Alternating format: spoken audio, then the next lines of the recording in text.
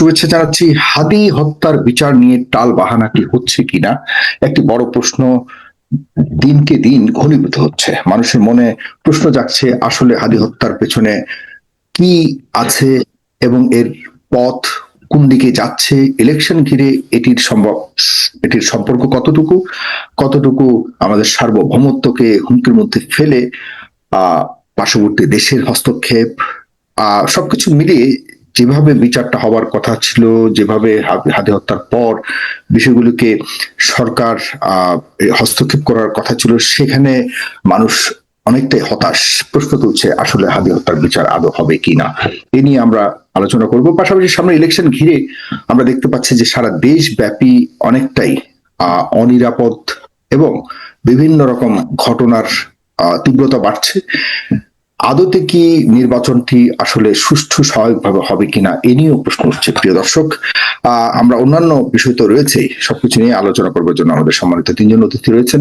জনাব ডক্টর তাজ হাশমি, তিনি একজন রাজনৈতিক বিশ্লেষক; জনাব ডক্টর মঞ্জুর আহমেদ চৌধুরী, তিনি একজন রাজনৈতিক বিশ্লেষক; এবং রয়েছেন ডক্টর সিনহাবি সাইদ, তিনি global voice of the public speaker এবং রাজনৈতিক বিশ্লেষক। তিনজনকে অনেক অনেক ধন্যবাদ জানাচ্ছি। আমি শুরু করতে চাই জনাব ডক্টর সিনহাবি সাইদ, আপনার কাছে শুরু করতে চাই। খুবই স্পর্শকাতর যে বিষয়টি, এখনো পর্যন্ত একটি স্টেটমেন্ট আমরা পেয়েছি, সেটি হলো আজ থেকে সপ্তাহখানেক আগে ডিএমপির অতিরিক্ত কমিশনারের নেতৃত্বে একটি প্রেস কনফারেন্সে সেখানে বলা হয়েছে যে হাদি হত্যাকারীর যে মূল হত্যাকারী সে ভারতে পালিয়ে গেছে।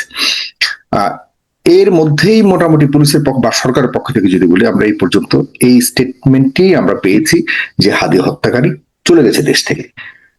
What about the next? কি হতে যাচ্ছে? এটি আমাদের দেশের সার্বভৌমত্বকে ঘিরেই কিন্তু একটি বড় ধরনের আঘাত বলেই চিহ্নিত করা হচ্ছে বিভিন্ন গুরুত্বপূর্ণ মহল থেকে, এবং বিশেষ করে যারা হাদিকে ফলো করে, হাদির আদর্শকে যারা লালন করে, বা হাদির সাথে যারা সহকর্মী ছিল, যারা ছিল না তারা সহকারে বিষয়টিকে বড় একটি ষড়যন্ত্র অংশ হিসেবে দেখার চেষ্টা করছে। আপনি কিভাবে দেখছেন? সরকারের বা এখানে কেন অনীহা? এই পর্যন্ত কেন কোনো কিছুকে এড্রেস করতে পারেনি? কেন কোন একটা ভালো পজিটিভ ভাবে জনগণের কাছে তুলে ধরতে পারেনি বিষয়টিকে? আপনার কাছে শুনতে চাই। অন্যান্য বিষয় রয়েছে। জনাব ডক্টর সিনহাবি সাইদ। ধন্যবাদ। আমার দুজন সহবক্তা, তাদের শ্রদ্ধা জানাচ্ছি। বিষয়টি হচ্ছে, হাদির বিষয়টি নিয়ে খুব বেশি করে আগাবে না। এটা ইতিমধ্যেই বলতে পারেন মহা ষড়যন্ত্রের পেছে এটা ঘুরপাক খাচ্ছে। এখন কাকে ধরবেন? জুলকারনাইন বলেছিল অনেক আগে, কিন্তু হাদি মেঘালয় দিয়ে পালিয়ে গিয়েছে। তখন আমাদের গোয়েন্দা সংস্থাগুলি বলেছে, রাষ্ট্র বলেছে না, আমরা এখনো কনফার্ম না। স্বরাষ্ট্র বলতেছে আমরা কোনো জানি না। তো এখন বলা হচ্ছে গিয়েছে, তাহলে জুলকারনাইন ঠিক বলেছে। তো তাদের তথ্য পায় কোথায়? তারা যেহেতু তথ্য পেয়ে যায় আর আমাদের সরকার পায় না, গোয়েন্দা বাহিনীরা পায় না, যে কি করবেন আপনি? এটার একটাই সুরাহা আছে, যেটা হচ্ছে হাদি যদি ভারত যেয়ে থাকে এবং তাকে যদি ধরা না যায়, তাহলে বিচারটা কিভাবে করবেন? অ্যাবসেন্স বিচারটা করবেন, করে ফেলান। এর মধ্যে অনেকের অ্যারেস্ট করেছেন, তাদের সন্দেহ করতেছেন, অভিযোগ করতেছেন। ফায়দাটা কি? ফায়দাটা হচ্ছে মূল আসামি ধরা না পড়ে। তাহলে কিভাবে বুঝবেন যে কেন হত্যাটা করা হলো? এখানে তো একটা জিনিস বোঝার ব্যাপার, হাদি হত্যাটা নিশ্চয় একটা হত্যা না। এটার পিছনে চক্রান্ত আছে, একটা রাজনীতি চক্রান্ত আছে, হতে পারে একটা ভূ রাজনীতি চক্রান্ত আছে, হতে পারে অনেক কিছু হতে পারে। কিন্তু আমরা অ্যাজাম্পশন করতে যাবো কেন? যেহেতু এতগুলি গোয়েন্দা সংস্থা রয়ে গেছে, এখানে একজনের কথা বলতেছে না। আজকে পুলিশের ডেপুটি এডিশনাল আইজি কথা বলতে, অতিরিক্ত পুলিশ কমিশনার কথা বলতেছেন, উনি কথা বলতেছেন। এটাও তো আমরা বলতে পারি, হয়তো আবার একসময় দেখা যাবে এটাও সত্য না। কারণ পুলিশ জানতেছে, অথচ গোয়েন্দা বাহিনী জানে না, এনএসএ জানে, ডিজিএফ জানে, এসবি জানে না, কেউ জানে না। মেট্রো পুলিশ জানতে পারতেছে না। এখানে দেখার ব্যাপার হচ্ছে এগুলো হচ্ছে, র্যাবও বলতে পারতেছে না কি হয়েছে। এতগুলো কোঅর্ডিনেটেড অর্গানাইজেশন সংস্থাগুলো আছে, ইন্টেলিজেন্সি, আপনি বলতে পারেন একটা গোয়েন্দা মানে ইন্টেলিজেন্স কি ডিবাকল, যেটা বাংলাদেশে ল্যাক অফ কোঅর্ডিনেশনের কারণে নেতৃত্বের ল্যাক অফ হইতেছে। তো এখানে কোন সংস্থা ভালো চলতেছে না, কিন্তু যে দেখেন একই কাজ কিন্তু সবাই করতেছে, সবাই টাকা পয়সা খরচ হচ্ছে, এখানে সময়ের খরচ হচ্ছে, অর্থ হচ্ছে, শ্রম হচ্ছে, সবই যাচ্ছে। রেজাল্টটা কি? রেজাল্ট হচ্ছে আমি পাচ্ছি না, এনি বলে আমি পাচ্ছি, আমি খবর পেয়েছি। এখন এই যে খবর পেয়েছি, এই খবরের সত্যতা তো যাচাই করতে হবে আপনাকে। এই যাচাই করার দায়িত্ব কার? নট মেট্রোপলিটন পুলিশ কমিশনার না, তো এটা স্বরাষ্ট্রমন্ত্রীকে বলতে হবে কোঅর্ডিনেশন কমিটিতে বসে, যে আমরা একটা তথ্য পেয়েছি এবং তথ্যটা সঠিক। তারপর আপনি ভারতকে জানাতে হবে। এখন যদি আপনি সুস্পষ্টভাবে বলতে না পারেন, ভারতকে আপনি কিভাবে অভিযুক্ত করবেন? এখন এটা তো বলা যাবে না। সব কাজে যে বলে দেন, আগেই বলে দেন যে ভারত চলে গেছে, আশ্রয় দিচ্ছে, তা তো হয় না। আপনাকে দেখতে হবে যে আমাদের গোয়েন্দা বাহিনী পরিপক্কতা পরিচয় দিয়েছে কিনা। আমি মনে করি এখন পর্যন্ত বিষয়টি অস্পষ্ট, এবং যে কোনোভাবেই হোক এটা ভূ রাজনীতির কারণ হতে পারে, অথবা দেশের ভিতরে অভ্যন্তরীণ কারণ হতে পারে। যেটি হোক একটা হয়েছে কিন্তু, এবং আমার বিশ্বাস এটা শুরু হবে না। হবে না আপনি মনে করছেন? এখানে একটা বড় ষড়যন্ত্র রয়েছে রাজনীতির সাথে, এখানে চলমান, মানে বিএনপি, জামাত ইসলাম বা অন্যান্য রাজনীতির সাথে এই বিষয়টিকে কতটুকু আসলে জড়ানোর সুযোগ রয়েছে, এক। আর দুই হলো, সামনে নির্বাচন অনুষ্ঠানের সাথে হাদির হত্যাকারীদের বিচার চাওয়ার যে এখন একটা আন্দোলন দেখতে পাচ্ছি বা মানুষ চাচ্ছে, এটার সাথে কোনো ষড়যন্ত্রের কোনো কিছু দেখতে পান কিনা, বা এখানে এটা নির্বাচনের সাথে হাদি হত্যাকারীদের বিচার চাওয়ার সাথে কোনো সম্পর্ক রয়েছে কিনা? যে হত্যার সাথে নির্বাচনের সম্পর্ক নিকটবর্তী সম্পর্ক নেই, দূরবর্তী থাকতে পারে অস্পষ্ট সম্পর্ক। কারণ হাদি যে দলটা করতো, না, কথার কথা, এখন এখন ধরুন অনেকেই চাচ্ছে হাদি হত্যাকারীদের বিচার চেয়ে রাজপথে নামতে, কিন্তু একটা বড় অংশ রাজনৈতিক দলের বিশ্লেষকরা সহ ওনারা মনে করছে যে এখন হাদি হত্যার বিচার চেয়ে রাজপথে নামা মানেই হলো সামনে নির্বাচনকে বানচাল করার একটা প্রচেষ্টা হতে পারে বা অপচেষ্টা হতে পারে। আপনি কি এমন কিছু দেখেন কিনা বা এমন কিছু মনে করেন কিনা? আপনারা হতে পারে। আমি আজকে দেখলাম যে ওই আমাদের কি আসিফ মাহমুদ, উনি আজকে বলতেছিল যে হাদির হত্যা নিয়ে বলতেছিল যে বিভিন্ন কারণে জাম না দেখলে আমরা এরপরে নির্বাচন সুষ্ঠু হবে না, আমরা চরম আন্দোলনে যাব। দেখেন বলতেছে, কিন্তু কে বলতেছে? এনসিপিরা। কারণ আপনাকেও দেখতে হবে আমাদেরকে যে এনসিপি কি তার অস্তিত্ব বজায় রাখতে পেরেছে? এনসিপি নিজের ফুটিয়ে দেওয়ার একটা সিটও তো পাবে না। এই এনসিপির ছিল তো, যদি সে তারা হিসেবে বিল্ড আপ করতে পারতো, আজকে বাংলাদেশের এনসিপি কাঁপাই দিতে পারতো। কি হলো? এনসিপি টাকাটা বলতে বিএনপি, জামাত ইসলাম বেরিয়ে আসলো। কোথায় এনসিপি? এবার দেখেন চরমানের পিসাব, তারও একটা দল আছে, কিন্তু জাতীয় পার্টির একটা দল আছে কিন্তু। তো এনসিপি তো প্রমাণ করতে পারে নাই যে আমি একটা অভ্যুত্থান পরবর্তী পর্যায়ে আমার সেই ইমেজটিকে রেখে আমি আগায় গেলাম। অর্থাৎ এনসিপি কে আমি তো মনে করি ডক্টর ইউনূসের একটা ব্রেন চাইল্ড এটা। কারণ তার সরাসরি তার ইন্সপিরেশন পেয়েছে, এবং তিনি বলেছেন এরাই তোমার নিয়োগ করেছে। এবং ইউনূস সাহেব কিন্তু প্রমাণ করলেন যিনি কোনো কাজে কিন্তু মনোযোগ করতেছেন না। এনসিপি আমার কাছে যেটা মনে হয়, আমি আমি যেহেতু এদেরকে তো চিনি ভালো করে বা বোঝার চেষ্টা করি, এনসিপি চাচ্ছে যে তাদের তো একরকম মৃত্যু ঘটবে, রাজনৈতিক মৃত্যু ঘটবে এই নির্বাচনে, তারা যখন একটা বিশাল পরাজয় লাভ করবে, এরপর তারা আবার পুনরুজ্জীবিত হওয়ার জন্য কিছু পপুলার ইস্যু নিয়ে সামনে আসার চেষ্টা করবে। মানুষ তত বেশি গ্রহণ করবে বলে মনে হয় না, কারণ হাদি হত্যার বিচারটি এনসিপি নয়। এনসিপি কখনো জীবিত হাদিকে ওন করেনি। আমি তো জানি জীবিত হাদির মতো একটা লোককে যে এই এনসিপি তে এনে একটা জায়গা করে দেওয়া, এটি কখনো করেনি, যে কারণে হাদি সবসময় এনসিপি থেকে দূরে ছিল। এখন হাদিকে পুঁজি করে এনসিপি কোনো জায়গা মজবুত করবার চেষ্টা করলে মানুষ সেভাবে গ্রহণ করবে কিনা প্রশ্ন রয়ে যায়। আর পাশাপাশি হাদি কিন্তু কোনো দলের নয়, হাদি সার্বভৌমত্বের একটা প্রতীক হিসেবে আমি দেখতে চাই, এবং আমরা দেখতে চাই সাধারণ মানুষ, লক্ষ লক্ষ মানুষ শুধু হাদিকে দেখে, হাদির ইনকিলাব মঞ্চকেও চেনে না তারা। একজন হাদির ভয়েস ছিল সারা বাংলাদেশের ভয়েস, সেখানে হাদির মৃত্যুকে কোনোভাবে কোনো রাজনৈতিক দৃষ্টিভঙ্গির আলোকে বিচার করে কুণ্ঠাসা বা কর্নার করার কোন সুযোগ রয়েছে কিনা। কারণ এখানে হাদির হত্যাকারীদের বিচার চাইবার জন্য বিএনপি, জামাত ইসলাম থেকে এমন কোন দলের সাপোর্টার নাই যারা ঐক্যবদ্ধ না। কারণ হাদি হত্যার বিচার শুধু হাদি হত্যা নয়, বাংলাদেশকে হত্যার যে একটা পরিকল্পনা, বড় ধরনের ষড়যন্ত্র হয়েছিল, সেটিরই অংশ হাদি হত্যা হয়েছে। সুতরাং মানুষ এখানে দল মত নির্বিশেষে একটা জায়গায় ঐক্যবদ্ধ হয়ে এটার বিচারকে বাস্তবায়ন করবার জন্য, আমি যতটুকু দেখতে পাচ্ছি, তার শক্ত অবস্থানে রয়েছে, এবং এটার মধ্যে আমিও সামিল হব।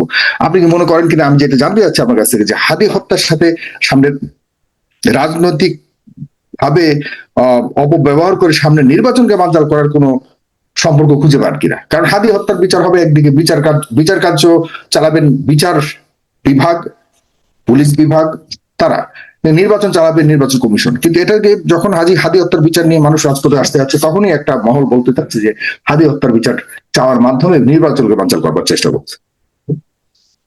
একটা কথা খেয়াল করুন, গণ অভ্যুত্থানের পরে কিন্তু এই ছাত্র সমাজ একটা ঐক্যবদ্ধ শক্তি ছিল, কিন্তু তাদের যে জোর দাবিটা ছিল, তাদের যে প্রসারতা ছিল, জন অ্যাকসেপ্টেন্স ছিল, সেটা কিন্তু এখন নাই। এখন কিন্তু বিএনপি পুরোপুরি মঞ্চে চলে আসছে, এবং তারাই যে দেশে বের আসছে। কিন্তু বিএনপি কিন্তু এখন কনসলিডেটেড স্ট্রেংথ দেন এভার বিফোর। এবার দেখেন জামাত ইসলাম, এই যে দলগুলো, এখন কিন্তু একটা আন্দোলন করতে যাবেন, এদের সমর্থন পাবেন না কিন্তু আপনি। বিএনপি কিন্তু সেভাবে সমর্থন দিবে না, কারণ বিএনপি যদি দেখে আন্দোলনের নামে নির্বাচন বানচাল হয়ে যাচ্ছে, জামাত যদি দেখে বানচাল হয়েছে, তারা বলে নো, আমরা তো এটা চাইনি। এই দেখেন, যত লোকে আসুক, বাংলাদেশে দেন লোক সংখ্যা 20 কোটি, এই ঢাকা সিটিতে নির্বাচন তো এরকম আন্দোলন তো বিএনপি জামাত তো তারা তো এই 24 আন্দোলনও চায়নি ভিতরে ভিতরে, মানে উপর দিয়ে। যে এখন আপনি ধরে নেন, অতীত ভুলা যান, কোনো কম্পারিজন দেয় না, কিন্তু বর্তমান অবস্থা এরকম হচ্ছে যে এখন বড় দুটি দল নির্বাচনমুখী হয়ে গেছে, নির্বাচনে যাবে যাবে বলেই তাদের মধ্যে তোলদোল শুরু হয়ে গেছে। কিন্তু এই অবস্থায় যদি কোনো গ্রুপ নির্বাচন বানচালের চেষ্টা করে, সেখানে কিন্তু আর্মি বসে থাকবে না, অশনি সংকেত কিন্তু করবে বলে এলাম। এবং অনেকে চেষ্টা করবে কোনোভাবে একটা আর্মির হস্তক্ষেপ কামনা করা যায় কিনা, সেটা হবে না। কারণ এখানে একটা জিনিস স্পষ্ট, এই মুহূর্তে আর্মি হস্তক্ষেপের জন্য ভারত, আমেরিকা, ওয়েস্টার্ন ব্লক কেউ প্রস্তুত না, কিন্তু আর্মি ইচ্ছা করলেই পারবে না, কিন্তু তাদের তো অনেক বাধ্যবাধকতা আছে। এই বাধ্যবাধকতা রাইখে এগুলো হবে না, এখন নির্বাচনে যেতে হবে, এবং সেটা যাওয়াটাই হচ্ছে বড় কথা। এই ক্ষেত্রে হাদির সমস্যাটা দাঁড়াবে, কিছুটা হলেও সে একটা সেন্সেশন সৃষ্টি করবে, কিন্তু চূড়ান্ত পর্যায়ে যেহেতু বড় দুটো দল ওইভাবে সমর্থন করবে না, এবং তারা ওনও করবে না। এটা ওন না করার কারণে বিষয়টা হবে কি, একটা একটা এক পেশে হয়ে যাবে কিন্তু এটা। আর সেই এক পেশে অবস্থান দিয়ে যত হুঙ্কারে আপনি দেন না, হত্যার বিচারের চাওয়ার জন্য বা হাদি হত্যার বিচারকে বাস্তবায়ন করবার জন্য, কার্যকর বাস্তবায়ন করবার জন্য, হাদি হত্যাকারীদের নিয়ে আসার জন্য সিরিয়াস একটা জায়গায় কি বিএনপি যদি ক্ষমতা যায়, বিএনপি সেই চেষ্টা করবে মনে করেন? এখন নির্বাচন সামনে আর মাত্র আছে 38 দিন। আমি নির্বাচনের পর বলছি, নির্বাচনের পর, নির্বাচনের পরে যদি আসে ভালো কথা, সেটা নির্বাচন দেখবে, সে বিএনপি যে সরকার তারা দেখবে, তাদের দেখবে কি না সেই আস্থা কি রাখার সুযোগ আছে তাদের উপর? তাদের দাবিটা তারা করুক না, নির্বাচন সরকার যে আসবে এটা তারা কে আমি জানি না। যদি বিএনপি আসে এক ধরনের, জামাত আসলে এক ধরনের হবে। আর এখান থেকে দেখাই যাচ্ছে আগামী নির্বাচনের ফলাফলটা কোন দিকে যাবে। এখন তারই যে দেশে ফিরার পরে অনেক ঘটনা ঘটে গেছে, খালেদা জিয়ার মৃত্যুবরণ ঘটে গেছে, কিন্তু অনেকগুলো অঙ্ক কিন্তু বেসামিল হয়ে গেছে। আমরা দেখতে পাচ্ছি জামাতের নেতা শফিকুর রহমান দেখা করতেছে তারেক জিয়ার সাথে, যে প্রস্তাব দিতেছে সে, এগুলি কিন্তু আগে অসম্ভব চিত্র ছিল, কিন্তু এই চিত্রগুলি কোন দিকে আমরা জানি না। তো কাজে নির্বাচনের পরে যে সরকারটা আসবে, ধরেন বিএনপি আসলো, তো বিএনপি এইভাবে ওন করবে না, এবার সে তো ভারতের সাথে বার্গেনিং যাবে না। বার্গেনিং তো অনেক পয়েন্ট আছে আপনার, এটা যাবে না আপনি। কারণ সে, এই জন্যই বললাম যে এগুলো নিয়ে আমাদের যত চিন্তা ভাবনা করতেছি, আবার একটা জজমেও সৃষ্টি করা যাবে না, কিন্তু অসম্ভব, এই প্রেক্ষাপটে করা যাবে না। কিন্তু কাজে কতগুলি বাস্তবতা আছে, যে বাস্তবতা আলোকে বলতে হবে আপনাকে, অতীতে যা সোজা ছিল, নিকট অতীতে, এখন সোজা না। এখন তারা একটা অংশ মাত্র, একটা অংশ দিয়ে কিন্তু পুরো ঢাকা কাঁপানো যাবে না। এবং আরবি কিন্তু সচেতন, আইন শৃঙ্খলা সচেতন, কিন্তু এখানে কিন্তু ডক্টর ইউনূস যতই দুর্বল সরকার হোক না কেন, এখানে কিন্তু তার সামরিক বাহিনীর সাথে মিলেমিশে কাজ করতে হবে, দলের সাথে কাজ করতে হবে, প্রত্যেকটা দলও কিন্তু একমত হয়ে যাবে। এখানে আমি দল বলতে বুঝাচ্ছি বিএনপি আর জামাত, আর যারা আছে আমি তাদেরকে এখনো মনে করি পার্টি ইন অফিং, ওগুলো এইভাবে আসে না, কিন্তু জনসমর্থন একেবারে দুর্বল।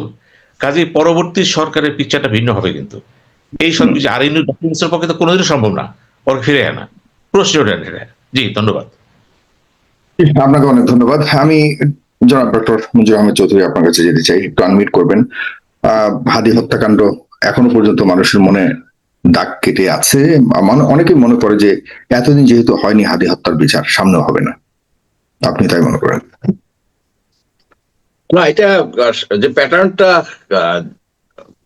সৃষ্টি হয়েছে হাদি হত্যাকাণ্ডের, এটা সাগরণী সিনড্রোমে চলে গেছে, নানা লোকে নানা কথা বলে।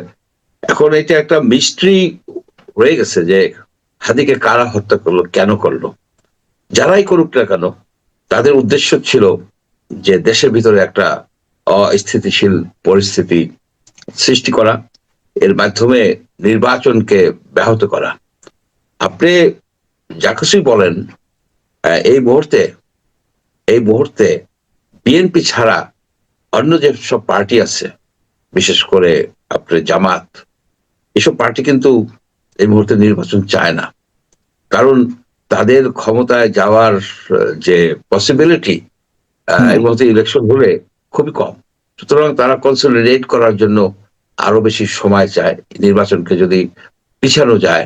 এখনো ইতিমধ্যেই তো শফিকুল ইসলাম খুব সম্ভব বললেন যে আইন শৃঙ্খলা পরিস্থিতি খারাপ, এবং আমি আশঙ্কা করি, আমার আশঙ্কা যেন সত্য না হয়, যে হাদির মতো আরো ঘটনা ঘটতে পারে, যাদের মাধ্যমে, যাদের হত্যার মাধ্যমে দেশের মানুষের আবেগকে উদ্বেলিত করা যায় এবং মানে একটা অশান্তি সৃষ্টি করা যায়। আলটিমেট উদ্দেশ্য হচ্ছে নির্বাচনকে যাতে পিছিয়ে দেওয়া যায়।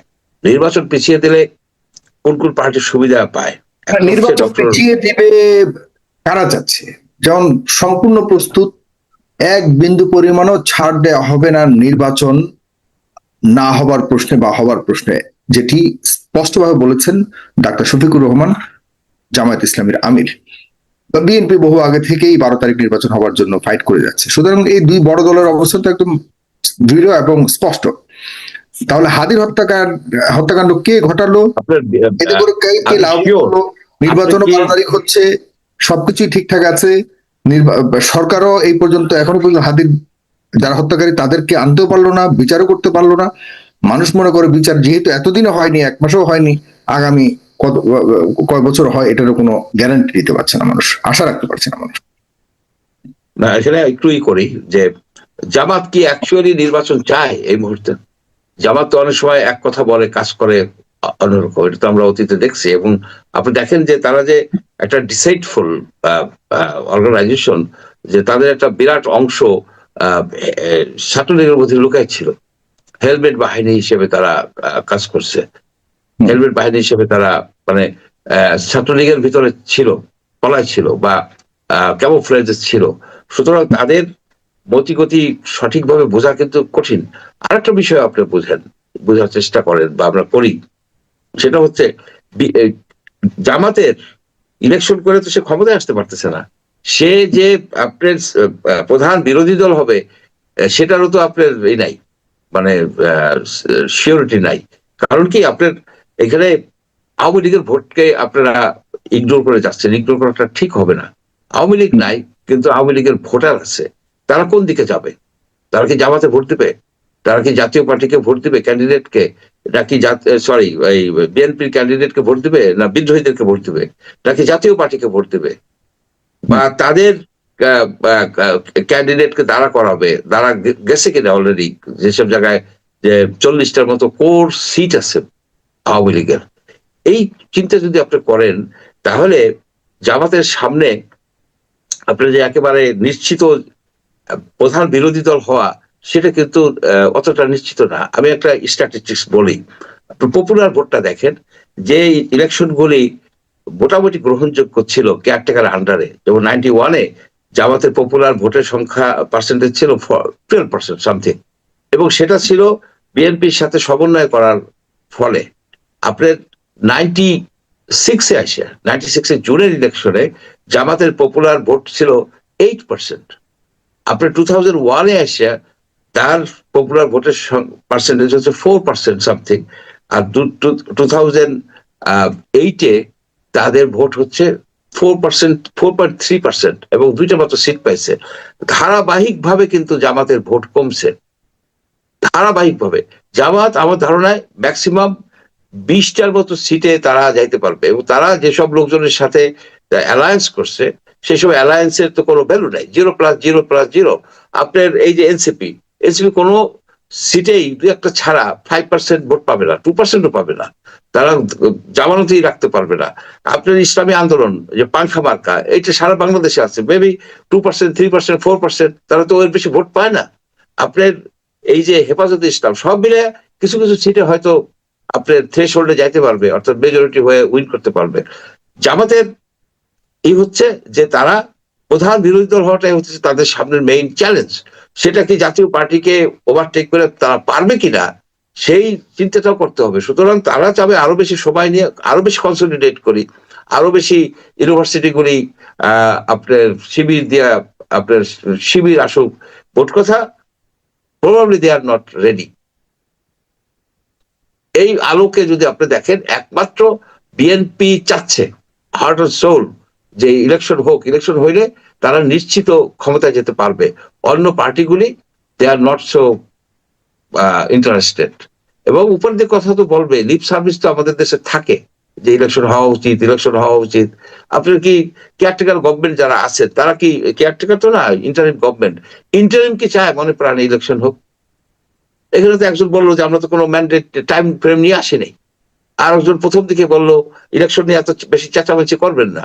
ইউনূস সাহেব বলা শুরু করলো মাঝের দিকে যে আমাকে তো অনেকে 5 বছর থাকতে পারে, কেউ তো 10 বছর থাকতে পারে। হুম। এই পরিপ্রেক্ষিতে যে নির্বাচন একেবারে নিশ্চিত বলা যাবে না, আমরা অতীতে দেখি 2006 সনে যে নির্বাচনটা হচ্ছিল, যেখানে আওয়ামী লীগ এটাকে বর্জন করছিল, সেই ইলেকশনে কিন্তু সবকিছু হয়ে গেছিল, যাচাই বাছাই, তারপর উইথড্র হওয়ার পরে 22 জন কিন্তু এমপি আনইলেক্টেড অলরেডি ডিক্লেয়ার হয়ে গেছিল সেই ইলেকশনে। সেই ইলেকশন তো বাতিল হয়েছে, তফসিল সহ, শুধু তফসিল ইলেকশন কমিশনও তো বাতিল হয়ে গেছে। হুম। এই ক্ষেত্রে আমার হচ্ছে যে ইলেকশন নিয়ে যা কিছু হচ্ছে, হাদি হত্যাকাণ্ড এই ইলেকশনকে পিছিয়ে দেওয়ার জন্য একটা গ্রেটার প্ল্যানের একটা অংশ আমি মনে করি। হয়তো নিটিগ্রিটি জানি না, জানবো না। হাদি হত্যাটাকে করে ফেলছে, আপনার সাগর রুনি সিনড্রোমে নিয়ে গেছে। কখনো বলে সে আছে, সেটা সাহিদ সাহেব বললেন, সেটা সাহেব এইটাই আছে, কেউ বলে দুবাই, এই সেই। আসল ঘটনা হচ্ছে যে সরকারের ছিল না, মানে ইচ্ছা নাই এদেরকে বাইর করে আনার। সরকার মানে কেয়ারটেকার গভর্নমেন্ট, কেয়ারটেকার গভর্নমেন্ট মানে তারা ইলেকশন পিছাতে চায়। এখন আপনি 2-2 4 মিলে পারেন কিনা দেখেন।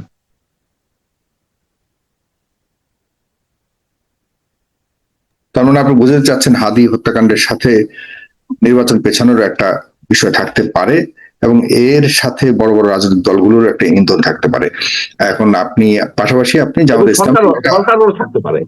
সরকারের যে এই যে আপনার ল্যাক্স, তাদের যে এই যে অনীহা ভিগোরাসলি আপনার তদন্ত করার, এটাতে আমি সরকারকে আমি সন্দেহ করি যে তারা হয়তো জানে, তারা হয়তো এই জিনিসটা জানে, তারা চাচ্ছে না যে এই জিনিসটা হোক, সঠিক তদন্ত হয়ে বিচার হোক।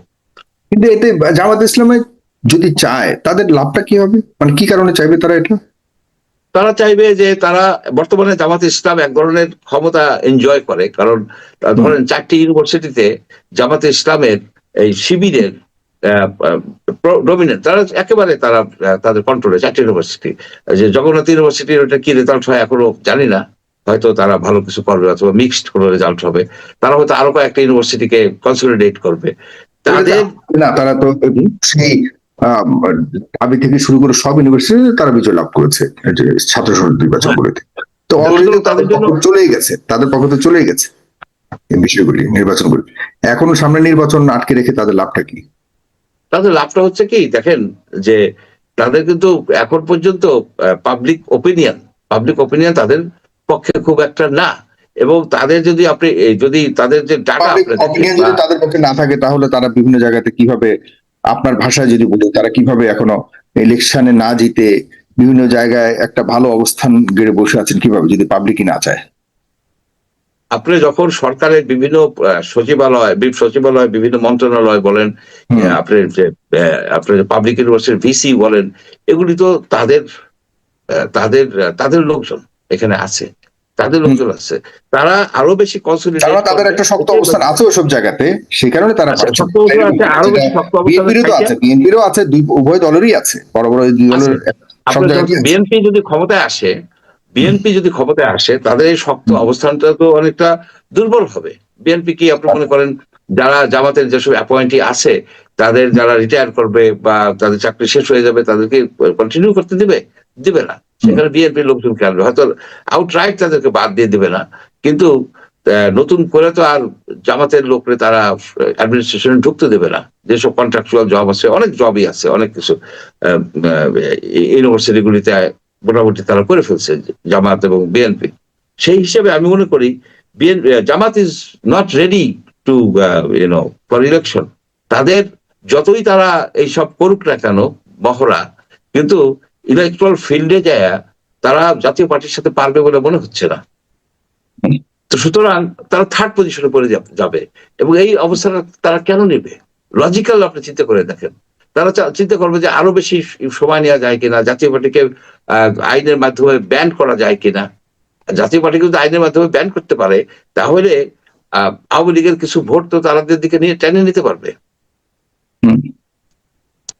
আচ্ছা, এটাই আপনি বুঝাতে চাচ্ছেন। জি, ডক্টর তাজ হাশমি, আপনার কাছ থেকে শুনি আপনার মূল্যায়ন। হাদি হত্যার কারণটা এখনো পর্যন্ত ধূম্রজালে বাঁধা রয়েছে। একটু দয়া করে আনমিউট করবেন। আর এদিকে আপনারা যারা দর্শকরা রয়েছেন, আপনারা যদি কোনো প্রশ্ন করতে চান বিষয়গুলোর উপরে, আপনারা কয়েকজন 4-5 জনকে আমি যুক্ত করব। আপনারা প্রস্তুতি নিন, আমি লিঙ্ক দিয়ে দিচ্ছি একটু পরে। ইউটিউব চ্যানেলের মন্তব্য বক্সে আপনারা আমাদের লিঙ্কটি পাবেন, সেটি ধরে আপনারা যুক্ত হবেন। জনাব ডক্টর তাজ হাশমি। অনেক ধন্যবাদ আমাকে ডাকার জন্য। আমি প্রথমে ডক্টর মনজুর আহমদ চৌধুরীর সঙ্গে সম্পূর্ণ একমত যে এই যে হাদি হত্যার ইস্যু একটা ইমোশনাল বাবল বাস্ট করেছে। আর আপনি জানেন আমাদের দেশের লোক, অ্যাভারেজ লোক খুবই আবেগপ্রবণ। ওই আবেগ শেষ হয়ে যাওয়ার পরেই সবকিছু তারা ভুলে যায়।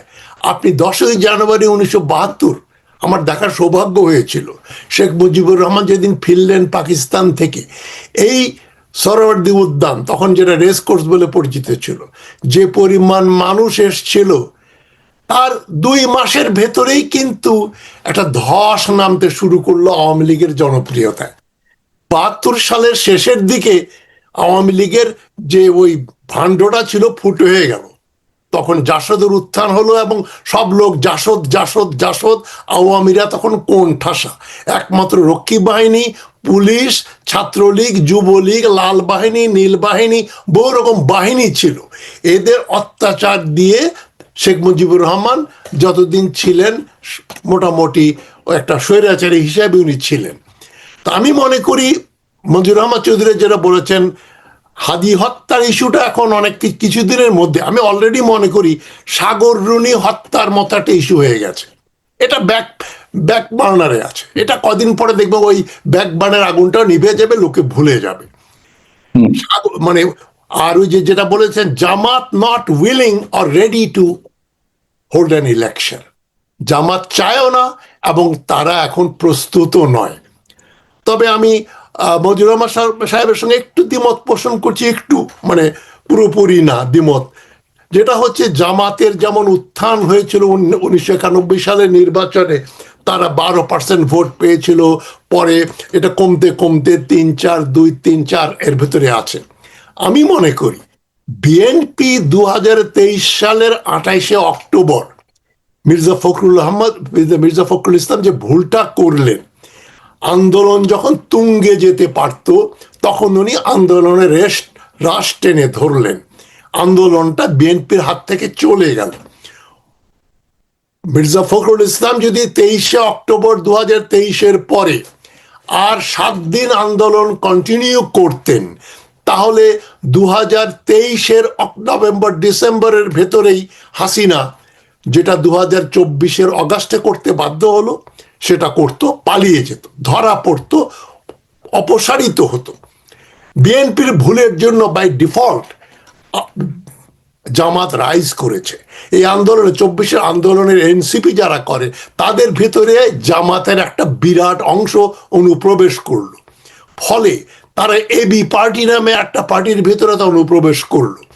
এখন ইউনূস সরকারের ভেতরে নামে বেনামে প্রচুর জামাতি লোকজন অনুপ্রবেশ করেছে। বিশ্ববিদ্যালয়ের ভাইস চ্যান্সেলর থেকে শুরু করে বিভিন্ন জায়গায়, উপদেষ্টাদের ভিতরে, সরকারের ভিতরে, মানে ব্যুরোক্রেসির ভিতরে সর্বত্র জামাতের লোক গিজ করছে। এখন আমরা শুধু বলছি হেলমেট বাহিনীতে জামাত ছিল, শুধু হেলমেট বাহিনী না, সর্বত্রই জামাত গোপনে ছিল। জামাত একটা টেররিস্ট, একটা কি বলবেন আন্ডারগ্রাউন্ড সিক্রেট পার্টি। এরা কোনো গণতন্ত্রে বিশ্বাস করে না। যারা এই কথার সঙ্গে দ্বিমত পোষণ করবেন, আমি তাদের পলিটিক্যাল ম্যাচুরিটি নিয়ে সন্দেহ প্রকাশ করব। মৌলানা মওদুদির রাইটিং, মৌলানা মওদুদি হচ্ছেন ওদের প্রফেট, ফিলসফার, গাইড। মওদুদিবাদ ছাড়া জামাতে কিছু নাই। মওদুদিবাদের ভিতরে কি, মওদুদি একাধিকবার বলেছেন আমরা কোনো গণতন্ত্র নির্বাচনে বিশ্বাস করি না। জামাত যে ইসলামিক খেলাফত বা রাষ্ট্র যখন গঠন করবে, এটা আমি পরশুদিনও একটা আলোচনা করেছি, সেখানে ব্যক্তির কোনো স্বাধীনতা থাকবে না। উনি বারবার জামাত মওদুদি বলেছেন এটা একটা কমিউনিস্ট অথবা ফ্যাসিস্ট রাষ্ট্রের মতো হবে, জনগণ না নেতা সবকিছু নিয়ন্ত্রণ করবেন। তালেবান আফগানিস্তানে যেটা করছে ইরানে বিলায়েতে ফাকি নামে, এই যে খামেনি হচ্ছে এখন ইরানের প্রেসিডেন্ট বা পার্লামেন্ট বা যত রকম ইনস্টিটিউশন আছে সবকিছুর ঊর্ধ্বে ভিলায়েতে ফাকিহ, মানে রাজ্যটা হবে ফাকি বা যে ফতোয়া দেয়, যে ফিকা চর্চা করে। খোমেনির পরে খামেনি এখন প্রধান শক্তি, পরিচালক শক্তি। এটাই মওদুদি চেয়েছেন। এবং জামাত কোনো নির্বাচনে বিশ্বাস করে না।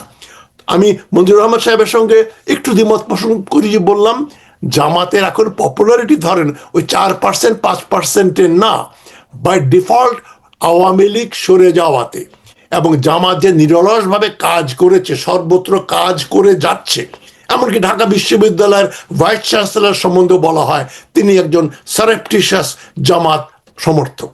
এরকম প্রচুর জায়গায় জামাত লোক ঢুকিয়েছে ইউনূস সরকারের সহযোগিতায়।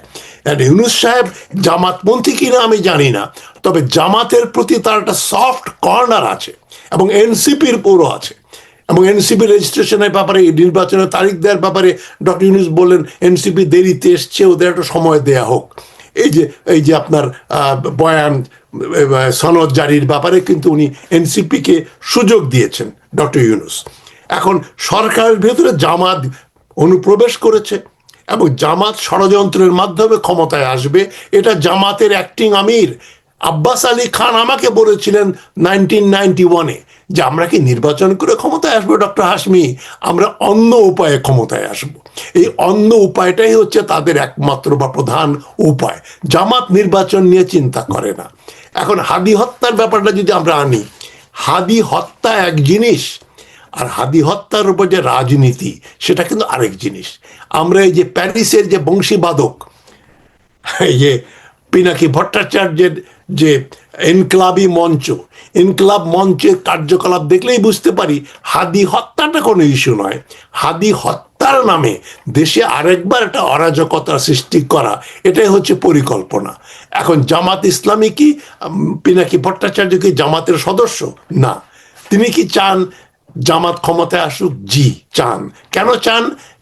যে জামাতের ভেতরে প্রচুর ভারতপন্থী অনুপ্রবেশকারী রয়েছে।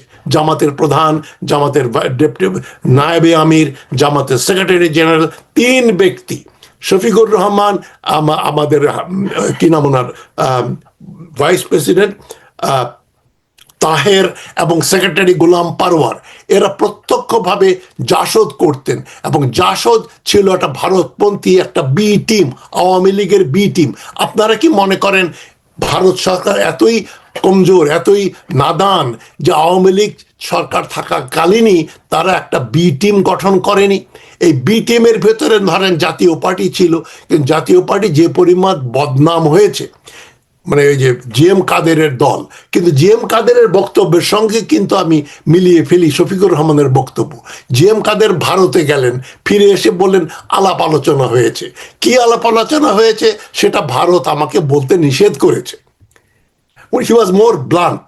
আর এদিকে শফিকুর রহমান কি বললেন, তাকে দেখতে এসেছিলেন ভারতীয় কূটনীতিক, তিনি পরে বললেন যে আমার সঙ্গে সাক্ষাৎ হয়েছিল, কিন্তু উনি এই কথাটা গোপন রাখতে বলেছিলেন। আপনি কি মনে করেন একটা 10 বছরের বাচ্চাকে যদি জিজ্ঞেস করেন যে ভারতীয় কূটনীতিক আসলো, কেমন আছেন শফিকুর রহমান সাহেব, ভালো আছেন, শরীর কেমন ইত্যাদি, আপনার বাইপাস কেমন হলো, বলেই চলে গেছেন? নিশ্চয়ই আলাপ আলোচনা হয়েছে। এই আলাপ আলোচনাটার কথা ডক্টর শফিকুর রহমান চেপে গেলেন, এটা বলছেন না। এটা এক ধরনের অপরাধ বলে আমি মনে করি। আপনি দেখা করলেন এবং কি আলাপ হলো, একটা হোয়াইট পেপার ইস্যু করা উচিত ছিল দুইজনেরই, জিএম কাদের এবং শফিকুর রহমান। সেটা জনগণের অ্যাটেনশন অন্যদিকে, তারা এই ফোকাল পয়েন্টে আসে না।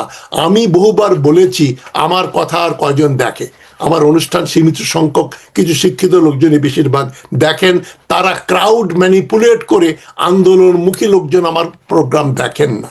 সুতরাং এই যে ব্যাপারটা ঘটে গেল লোকজনের চক্ষুর আড়ালে, এখন অ্যানার্কিজমটা হচ্ছে মূল জিনিস।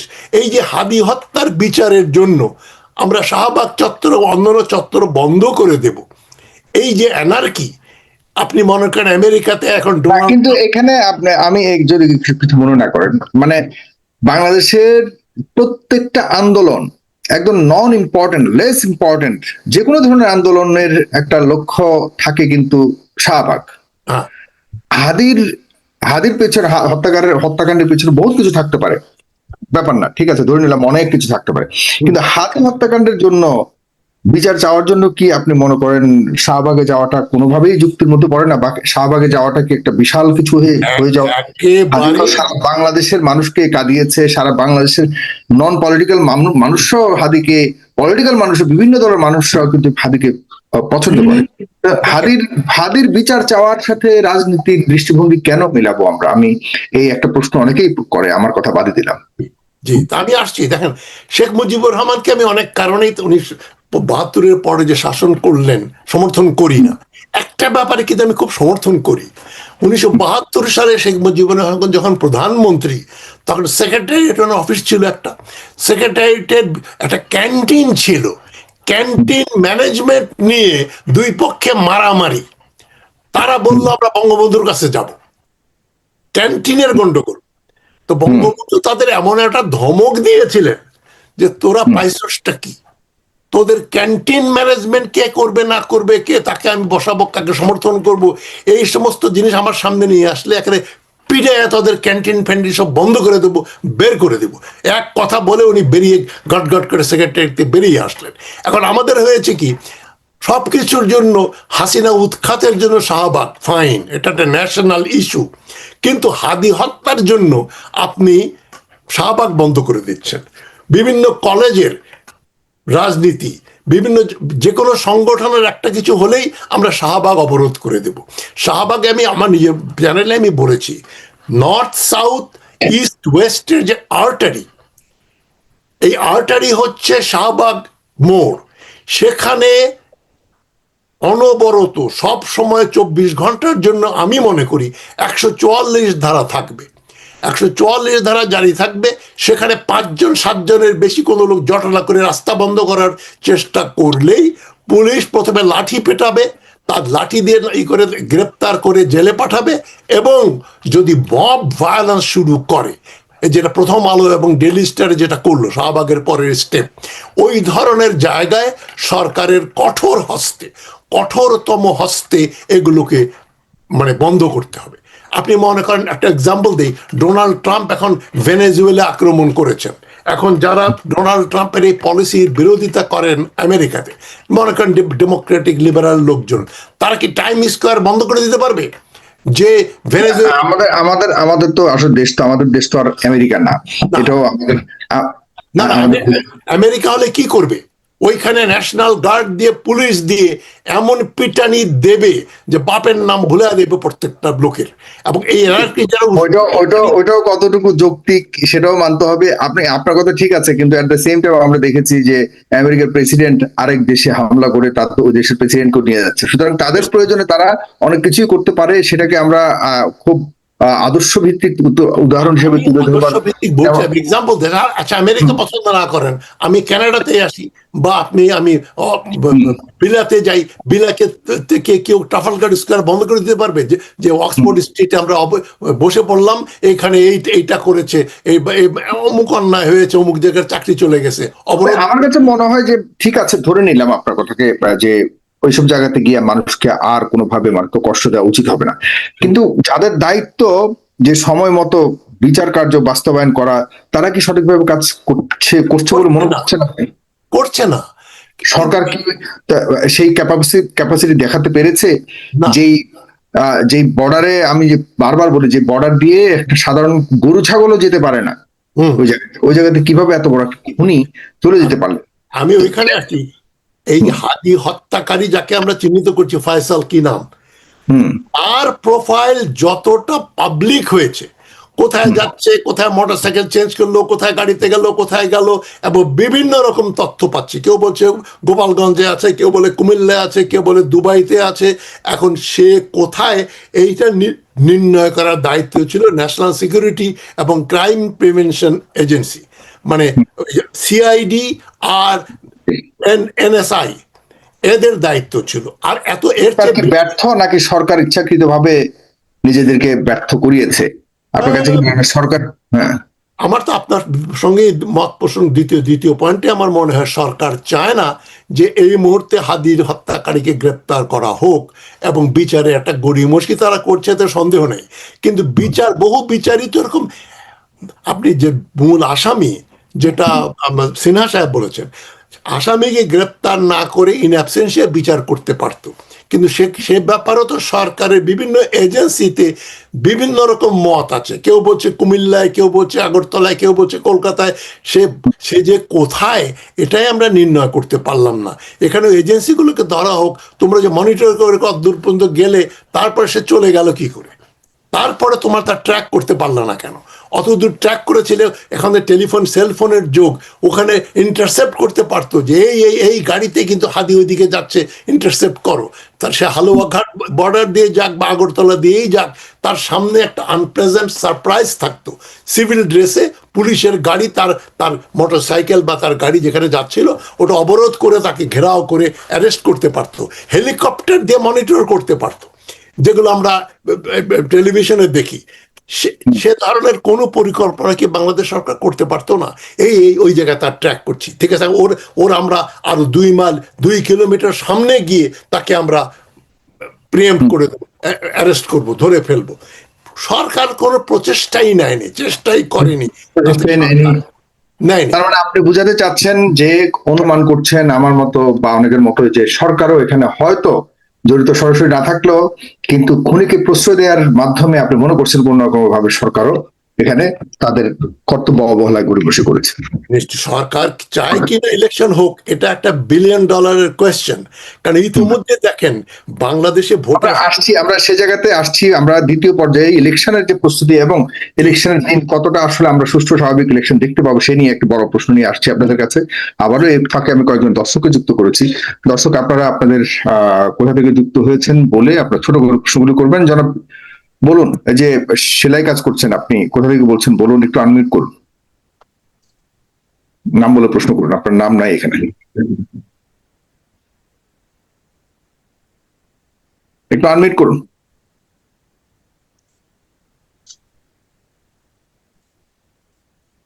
আমার মনে হয় তিনি করতে পারছেন না। যারা রফিকুল ইসলাম শুভ, জি আচ্ছা ঠিক আছে, বলুন। হ্যাঁ, আপনি এখন আনমিউট হয়েছে আপনার। হ্যালো, আসসালামু আলাইকুম। বলুন, কোথা থেকে বলছেন? সাগর ভাই কেমন আছেন? কি অবস্থা? ভালো আছেন? জি ভাই ভালো। কোথা থেকে বলছেন বলেন। হ্যালো শুনতে পাচ্ছি, বলুন, প্রশ্নটা করুন। হ্যালো আমি আপনার কথা শুনতে পাচ্ছি, আপনি কি আমাকে শুনছেন? হ্যাঁ হ্যাঁ, শুনতে পাচ্ছি। হ্যাঁ, প্রশ্নটা করে ফেলুন, করে ফেলুন। সাগর ভাই, আমার প্রশ্ন হচ্ছে যে তাজহাস স্যারের কাছে, ঠিক আছে, তাজহাস স্যার যে বলে যে জামাতের 3%, 4% লোক সমর্থন। তাজহাস স্যার জানে কি বলে যে বাংলাদেশের গ্রামগঞ্জের এখন কি অবস্থা? আমি সেটা বলি নাই, আমি সেটা বলি আমরা নাই। এক সময় আমাদের গ্রামে বেশি অংশ লোকই আমলিক করতাম। আমি শেরপুর থেকে বলছি, আমাদের গ্রামে বেশি অংশ লোকই আমলিক করতাম। এখন বেশি অংশ লোকই মনে করেন 80% লোক এখন বলতেছে বলে আমরা জামাতের ভোট দেবো।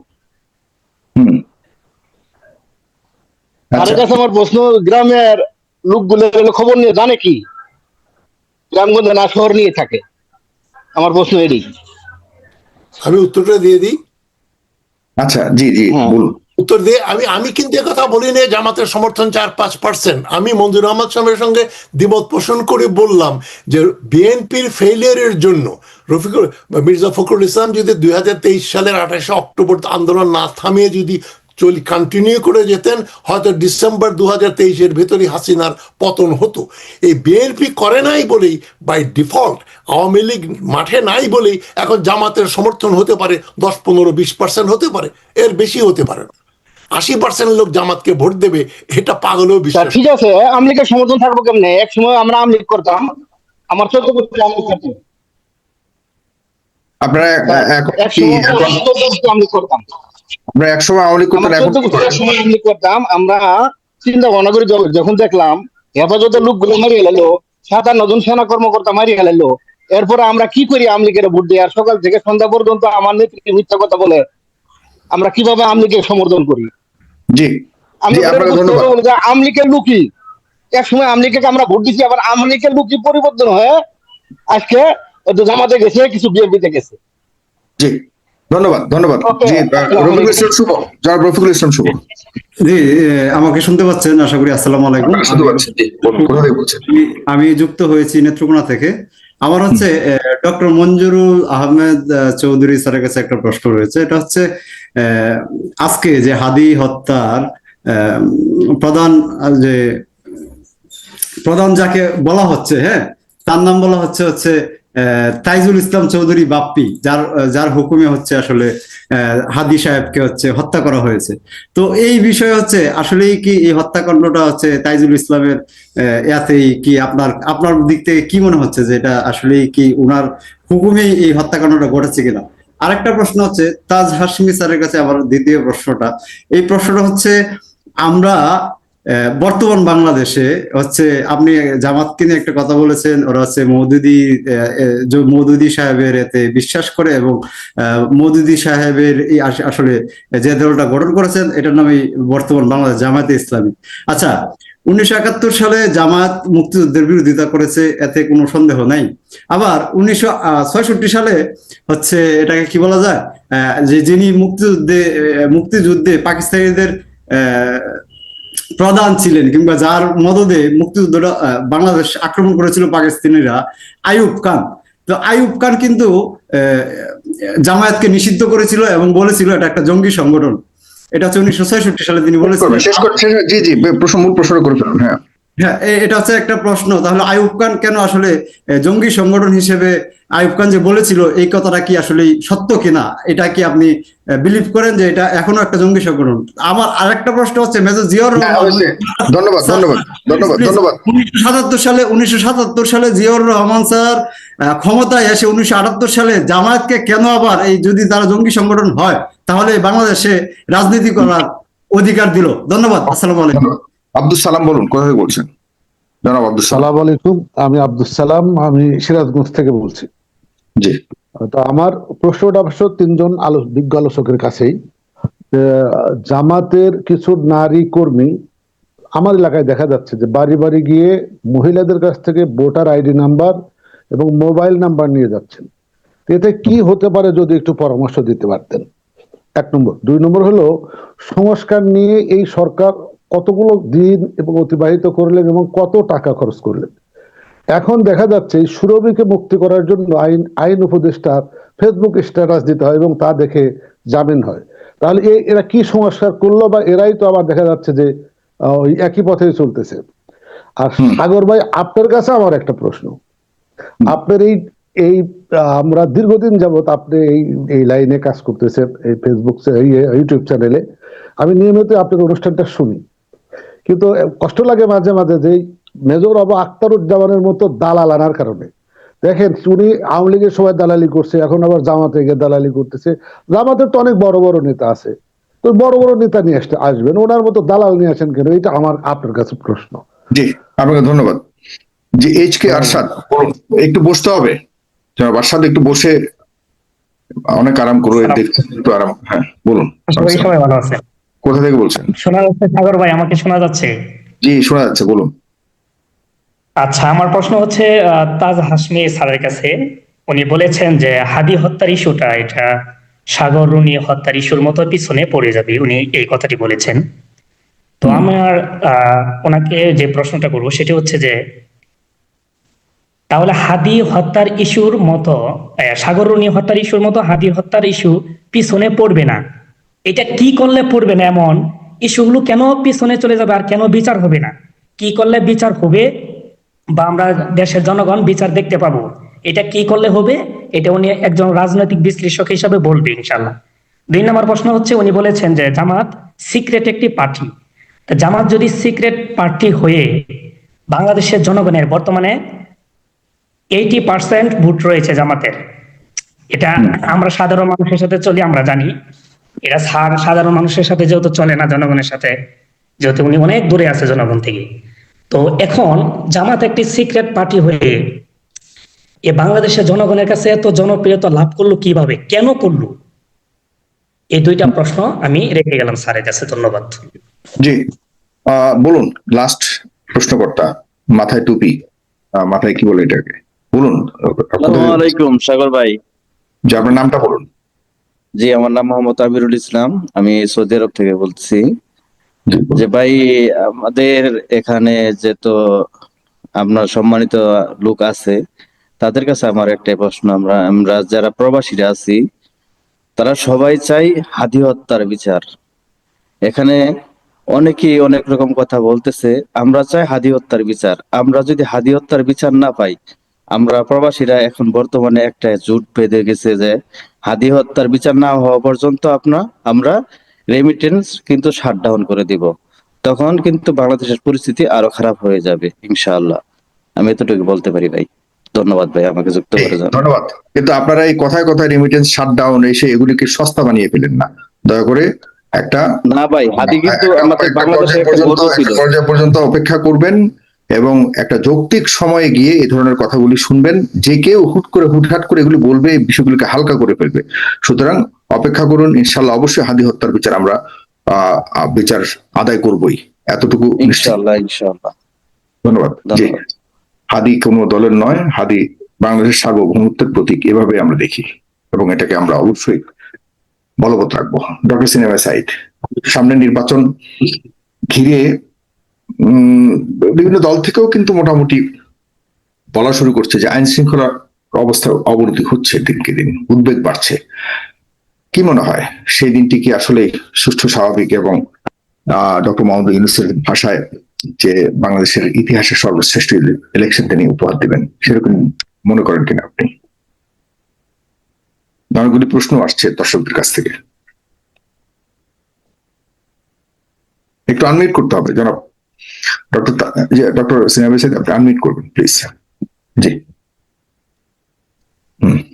আমি বললাম সর্বশ্রেষ্ঠ কত বিরাট ব্যাপার, ইতিহাসের সবচেয়ে সর্বনিকৃষ্ট ইলেকশন হবে। কেন হবে? আইন শৃঙ্খলা পরিস্থিতি নিয়ে কিন্তু সেনাবাহিনীর চিফও কথা বলছেন, স্বরাষ্ট্রমন্ত্রীও বলছেন, বিভিন্ন এজেন্সিগুলো বলেছেন, এবং প্রচুর পরিমাণে আর্মস, 90% আর্মস কিন্তু যেগুলো 5ই অগস্টের পরে লুণ্ঠিত হয়েছে সেগুলো কিন্তু এখনো ছড়াই ছিটে আসছে, এবং এগুলো জাত আর্মস না, কিন্তু ভয়ঙ্কর আর্মস কিন্তু আছে এখানে। এখন এই অবস্থার ভিতর দিয়া ইতিমধ্যে পুলিশ কিছুটা সুসংগত হয়েছে, পুরোপুরি না। এখনো পুলিশ কিন্তু তটস্থ থাকে, প্রমোশন, পোস্টিং, এটা সেটা, এই মতবাদ সেই মতবাদ। এখন মূল ফোকাসটা কি? ফোকাসটা হচ্ছে দেশের অভ্যন্তরীণ নিরাপত্তা। সেনাবাহিনীর কাজ তো অভ্যন্তরীণ নিরাপত্তা দেওয়া না, তার তো কাজ হলো মিলিটারি কাজটা কি? কাজটা হচ্ছে বৈদেশিক আগ্রাসন রক্ষা করে। এখন সেনাবাহিনী যেভাবে আগলে রাখছেন দেশের ভিতরে, বাংলাদেশের প্রধান দুর্বলতা হচ্ছে আমরা সেনাবাহিনীকে যখন তখন দেশের প্রয়োজন ইউজ করতেছি, ভিতরে ডোমেস্টিক পলিসি নিয়ে আসতেছি। এগুলা যদি দেখেন আপনি, তাহলে প্রত্যেকটাই গোয়েন্দা বাহিনী, গোয়েন্দা সংস্থা পুরো ভঙ্গুর, নড়বড় হয়ে গেছে। কিন্তু এই অবস্থার ভিতর দিয়ে কেন আপনি বলতে যান সর্বশ্রেষ্ঠ নির্বাচন দিবেন? আপনি নির্বাচন দিবেন ঠিক আছে, সর্বশ্রেষ্ঠ কথাটা তো সাংঘাতিক কথা বলে ফেলেছেন আপনি। কাজেই ব্যাপারটা হচ্ছে এই অবস্থায় দলগুলো দেখেন তো, দলগুলোর মধ্যে বিএনপি, জামাত ইসলাম, এই দুইটা দল এখন একটু সংঘবদ্ধ আছে। অন্যান্য দলগুলো কি করতেছে? অস্তিত্বের প্রশ্নে তারা কেউ বিএনপিতে, কেউ জাতীয় পার্টিতে যাচ্ছে। আবার ইলেকশন কমিশন কি করলো?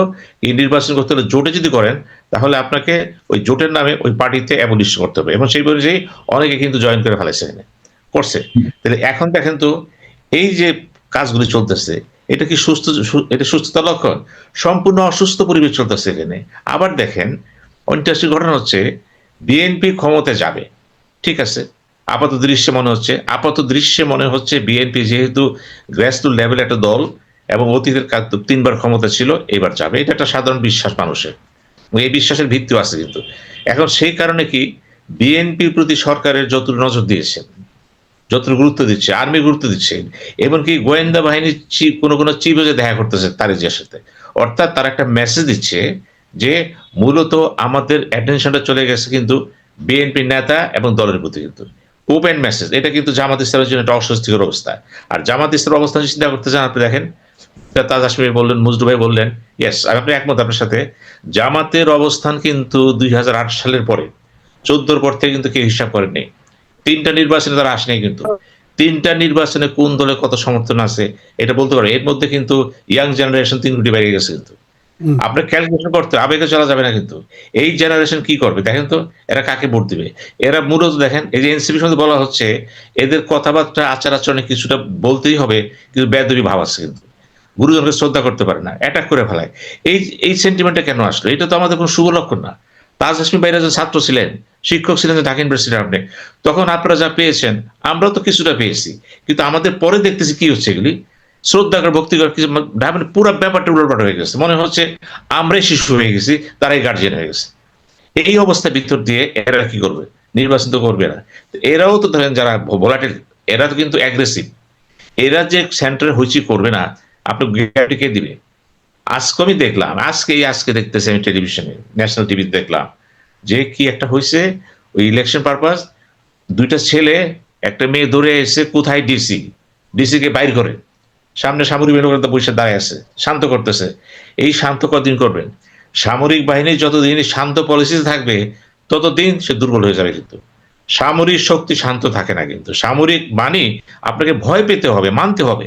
আপনি তাকেই বলতেছেন ডিসি কে নিয়ে আসেন, এই আজকের ঘটনা। কিন্তু এগুলি দেখলে কি মনে হয়? আপনি বলবেন নির্বাচনের পরিবেশ আসছে, আপনি ইউনূস সাহেব বলবেন ঐতিহাসিক নির্বাচন দিবেন তিনি, না, এটা হবে না।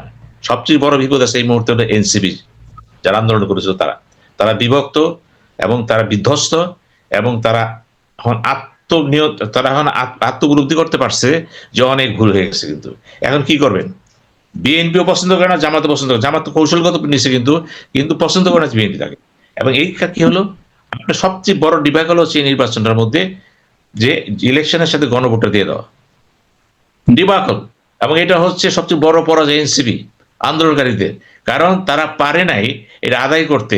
এটা সেপারেট হবে যখনই আপনি দিয়ে দিচ্ছেন নির্বাচনের সাথে, অটোমেটিক বিএনপি নিজেই বলে দিচ্ছে আমি 48টা জায়গায় একমত দিতে পারিনি, বাস্তবায়ন হবে না। কিন্তু সুতরাং আন্দোলনের মূল লক্ষ্য ছিল যেটা, সেটা ব্যাহত হয়ে গেছে। কিন্তু একটা কারণ করছে, শেখ হাসিনা পতন হয়েছে, এটি এর বেশি কিছু চাবেন না। কিন্তু বাকিগুলো কি হয়েছে, অনেকে স্বার্থে পড়ে গেছে, অনেকে এই করছে সেই করছে। এখন আসেন জামাত ইসলাম কয় ভোট পাবে? আমি তো এটা একবারই বলেছি, আমরা সমালোচনা করবো না। আমি তাজহাস ভাইকে বলবো, মঞ্জুর ভাইকে বলবো, একটা জিনিস লক্ষ্য রাখেন তো, জামাতের প্রতি মানুষ আগ্রহ বাড়ছে কেন? মতবাদের জন্য? না না না না, কে বলছে মতবাদ মানুষ পারছে কিনা? কারণ তাদের দুজনের ভাষায় তো সেরকম পারছে বলে মনে হচ্ছে না, মানে দর্শকদের কথা যদি আলাদা। আপনি কি মনে করেন? আমি আমারটা বলতেছি, শোনেন, মুখের চাপার জোরে কথা বলা যাবে না তো। আমরা তো ঢাকায় থাকি, বাংলাদেশ গ্রামে যাইতো আমরা। প্রশ্ন হচ্ছে বন্ধু বান্ধব ঢাকা শহরে থাকে, কিন্তু প্রশ্ন হচ্ছে কি, মানুষ কেন আকৃষ্ট হচ্ছে এই জায়গায়? জান না কেন? এই দলগুলো আকৃষ্টদের ব্যবহার, কথাবার্তা, আচার আচরণ, সহযোগিতা, এই জন্য আকৃষ্ট হচ্ছে। তো সেটা আমাদের নাই কেন? ভালো কাজ করে আকৃষ্ট, আর কি বলবো মতবাদের কথা না। জামাত এই জন্য আকৃষ্ট হচ্ছে তার ব্যবহার, কথাবার্তা, আচার আচরণ এবং কতগুলো মূল্যবোধের কারণে। কিন্তু এগুলো যদি আজকে বিএনপি বা অন্যান্য পার্টি ধারণ করতে পারে, জামাত হেরে যাবে। কিন্তু আমরা কিন্তু জামাতকে আগে দেওয়ার জন্য সব করেছি। কে করেছে? দায়িত্ব বিএনপিও, সুশীল সমাজও দায়ী জন্য। কাজে আপনি এরকম এক সময় সে বিরোধিতা করেছে মুক্তিযুদ্ধে, ঠিক আছে, এখন তো করতেছে না, এখন তো জনগণের পাশে দাঁড়ায় গেছে। এগুলো আমি বলছি সমালোচনা না, এগুলো বলছি মূল্যায়ন করেন আপনাকে, যে কি কারণে জামাতের এটা হচ্ছে। এখন জামাত বলতেছে আমরা সরকার গঠন করতে পারবো। আমার মনে হয় যে এটা তারা বলতেছে, কিন্তু আমার হিসাবে কিন্তু মিলতেছে না। হ্যাঁ, তার সিট বাড়বে, তার ভোট বাড়বে, এ ব্যাপারে দ্বিমত করার অবকাশ নেই। যে তারপরে বললেন 20% হতে পারে, 25% হতে পারে, কিন্তু একটা সিটে পাশ করার মতো মনে করেন 1,10,000 ভোট দরকার। হয়তো সে 90,000 ভোট পাবে, 1 লাখও পাবে, কিন্তু ওই 10,000 পেয়েছে অন্য পার্টি। কিন্তু আমি এই জন্যই বললাম যে জামাতের জনপ্রিয়তা বেড়েছে, তার সিটের কিছু সংখ্যা বাড়বে এবং তার আনুপাতিক হারে ভোটের সংখ্যা বেড়েছে। এটা হলো বাস্তব সত্য। এখন আসে জামাত এই মুহূর্তে, আমার অ্যানালাইসিস হচ্ছে, নির্বাচন বানচাল করতে চাবে না। তার জীবনের সবচেয়ে বড় সুযোগ এইবার আসছে, এই প্রথম। সে যদি ক্ষমতা না যেতে পারে তাহলে সে অপোজিশন হবে। অপোজিশন জামাতকে ডিঙে কোনো পার্টি আসা কোনো সুযোগই বাংলাদেশে এই মুহূর্তে নাই। এতটা কল্পনা করা ভুল হবে। কিন্তু আওয়ামী লীগ কাকে ভোট দিবে এগুলি পরের ব্যাপার। অনেকে ভোট দিবে, আমি নাও দিতে পারে। আওয়ামী লীগের ভোট কি দিয়ে দিবে অন্য পার্টিকে? জাতীয় পার্টিকে দিয়ে দিবে? কি জন্য দিবে? আওয়ামী লীগের তো একটা অঙ্ক আছে এখানে, এবার সেই অঙ্কের সাথে ভারতের একটা অঙ্ক আছে একটা। এই নির্বাচনটা শুধুমাত্র তো জাতীয় না, এটার সাথে আমাদের প্রতিবেশী দেশের একটা নিবিড় সম্পর্ক রয়ে গেছে, কারণ তার সাথে বিএনপি জামাতের একটা সম্পর্ক রয়ে গেছে। কিন্তু এখানে আমাদের বসতে হবে। আওয়ামী লীগের বইলা দিল, সব ভোট দিয়ে দিল, এত সোজা না। হ্যাঁ, একটা কথা এখানে আছে, কিন্তু যেখানে আওয়ামী লীগের খুব সিরিয়াস অবস্থা, যেহেতু 40টা সিটের কথা মঞ্জুর বলছেন, কিন্তু ইয়েস, ওই সমস্ত এলাকায় কারা পাস করবে? যদি এর ঘটনা ঘটে যায়, যদি জাতীয় পার্টি ভোট পাবে, আপনি পছন্দ করে করেন না, পেয়ে গেল, আপনি কি করবেন? আপনার পছন্দ হবে না, যদি পেয়ে যায় আবার কথা আছে, যদি বলে অনেকে বললেন যে ইন্ডিপেন্ডেন্ট পাস করে যাবে, ইন্ডিপেন্ডেন্ট যে গোটা পাস করবে প্রতিটা জয়েন করবে সরকারি দলে যায়, হুম। সব সরকারি দলে জয়েন করবে। কাজে আমি তাদেরকে কোন নিয়ামক শক্তি মনে, তারা হলো সব সময় ইন্ডিপেন্ডেন্ট মানি টাকা পয়সা খরচ করে পাস করবে, ওই টাকা উদ্ধারের জন্য যে তারা ওই দুর্নীতির জন্য জয়েন করে উচ্চ ক্ষমতাসীন দলে যায় তারা, কারণ তারা মনে করবে আমার কি টাকা পড়ছে অপোজিশন করে। কাজে এরা কোনো ডিটারমিনিং ফ্যাক্টর না। ফ্যাক্টরটা হচ্ছে এই মুহূর্তে যদি মেনে নেন, হ্যাঁ সিট পাবে, সিট পাবে জামাত ইসলাম, সিট পাবে বিএনপি।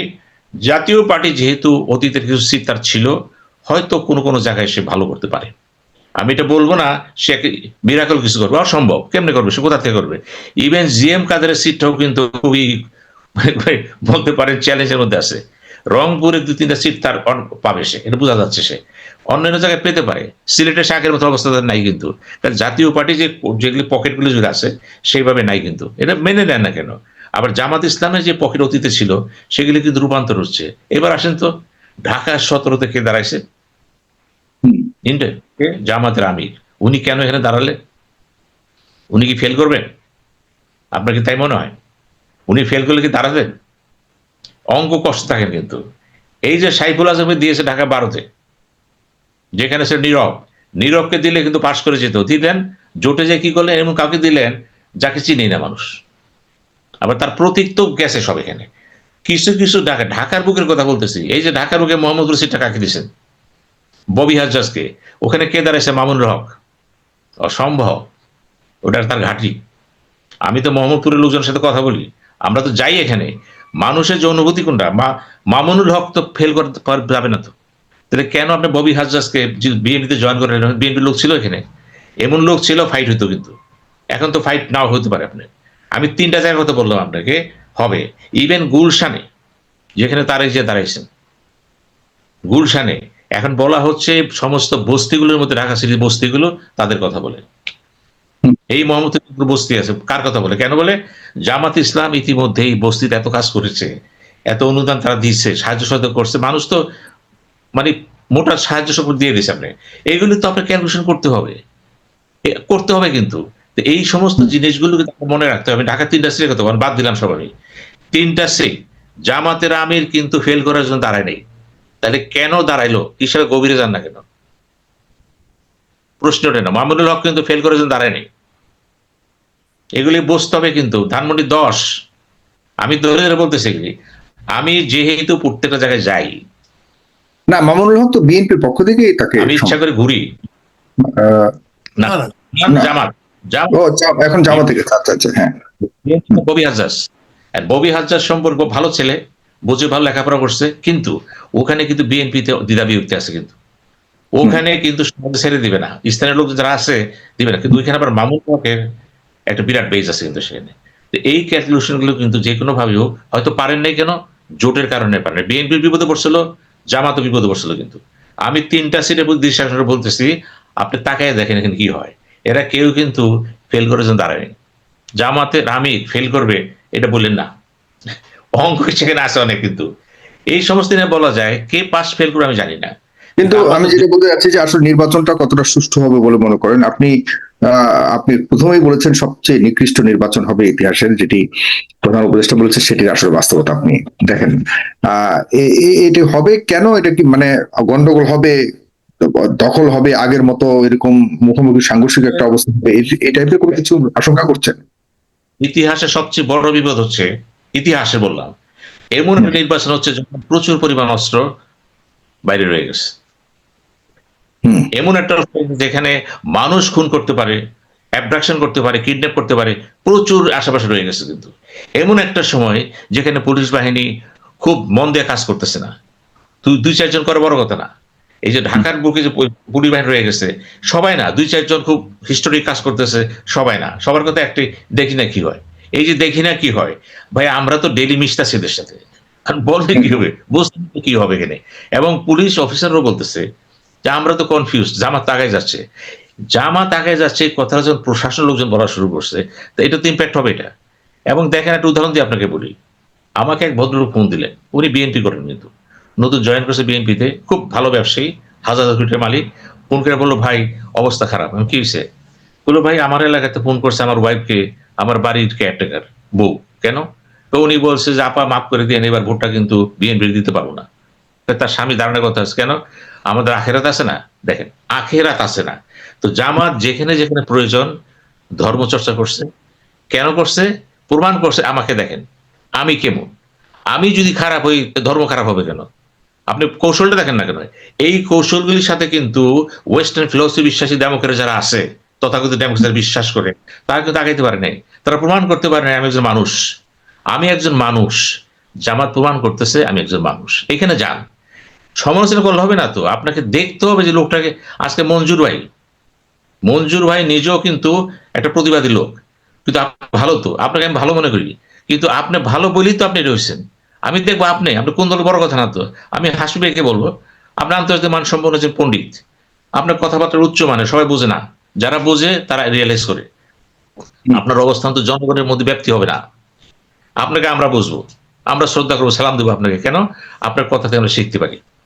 তো এখন প্রশ্ন হচ্ছে ওই জামাতের লোকেরা কি করছে? বস্তিগুলি বেশি, শুধু বস্তি রিসার্চ করেন না কেন? বস্তিতে যাবেন জামাতি, আবার কি করছে দেখেন, মাহমুদুর মান্না কি বলতেছে টকশো আইসা, সে স্টেটমেন্ট দিচ্ছে সে, যে অদ্ভুত ঘটনা, আওয়ামী লীগের লোকজনের বাড়িতে চাউল পৌঁছে দিচ্ছে জামাত ইসলামের লোকজন।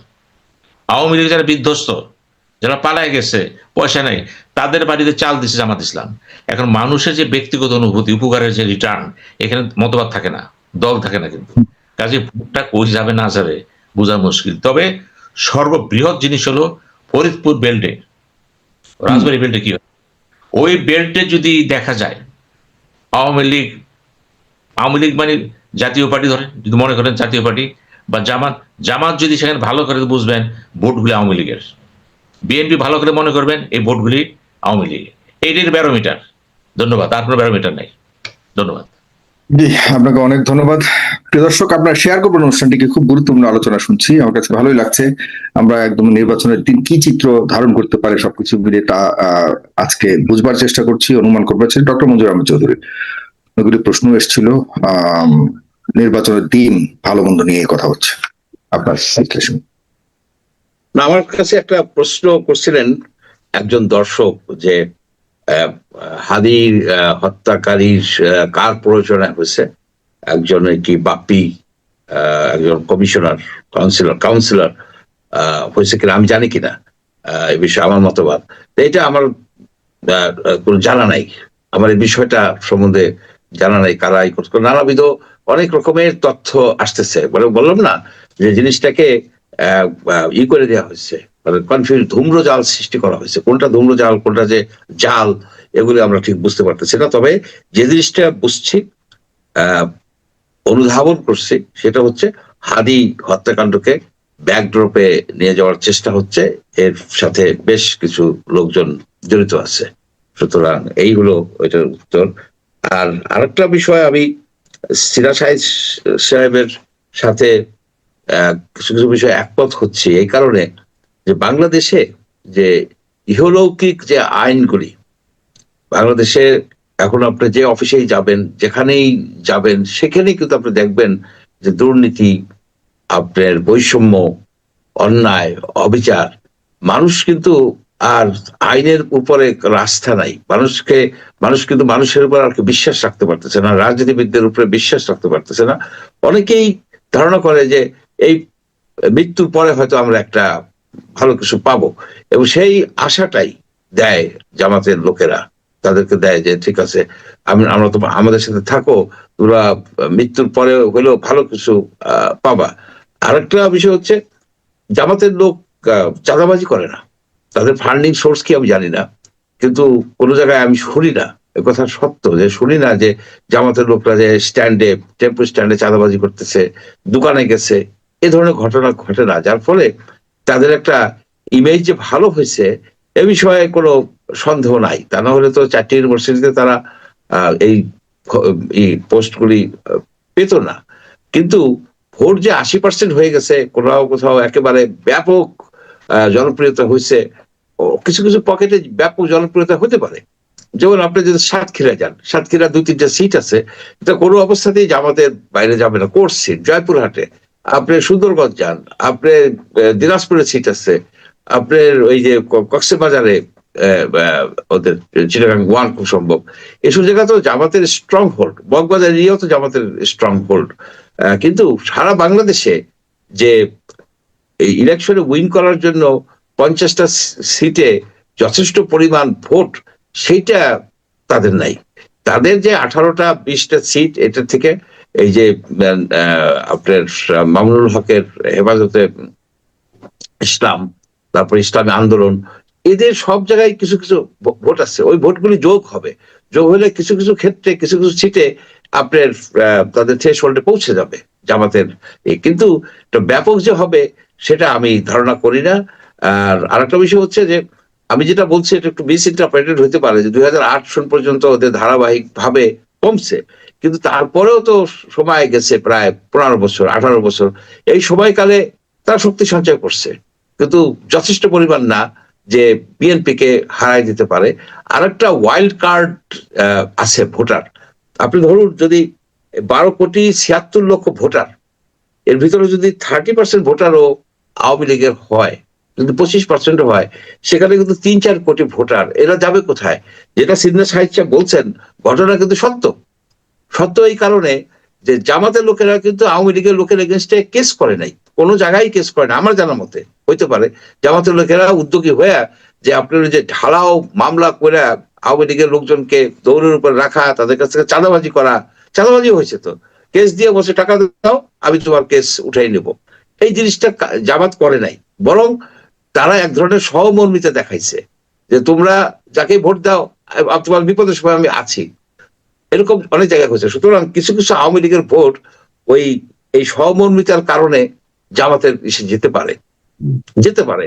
আবার এনসিপি জয়েন করায় জামাতে, সেটা আবার একটু নেগেটিভ হবে, কারণ অনেকে আওয়ামী লীগ লোকেরা এনসিপি কে করতে পারে না।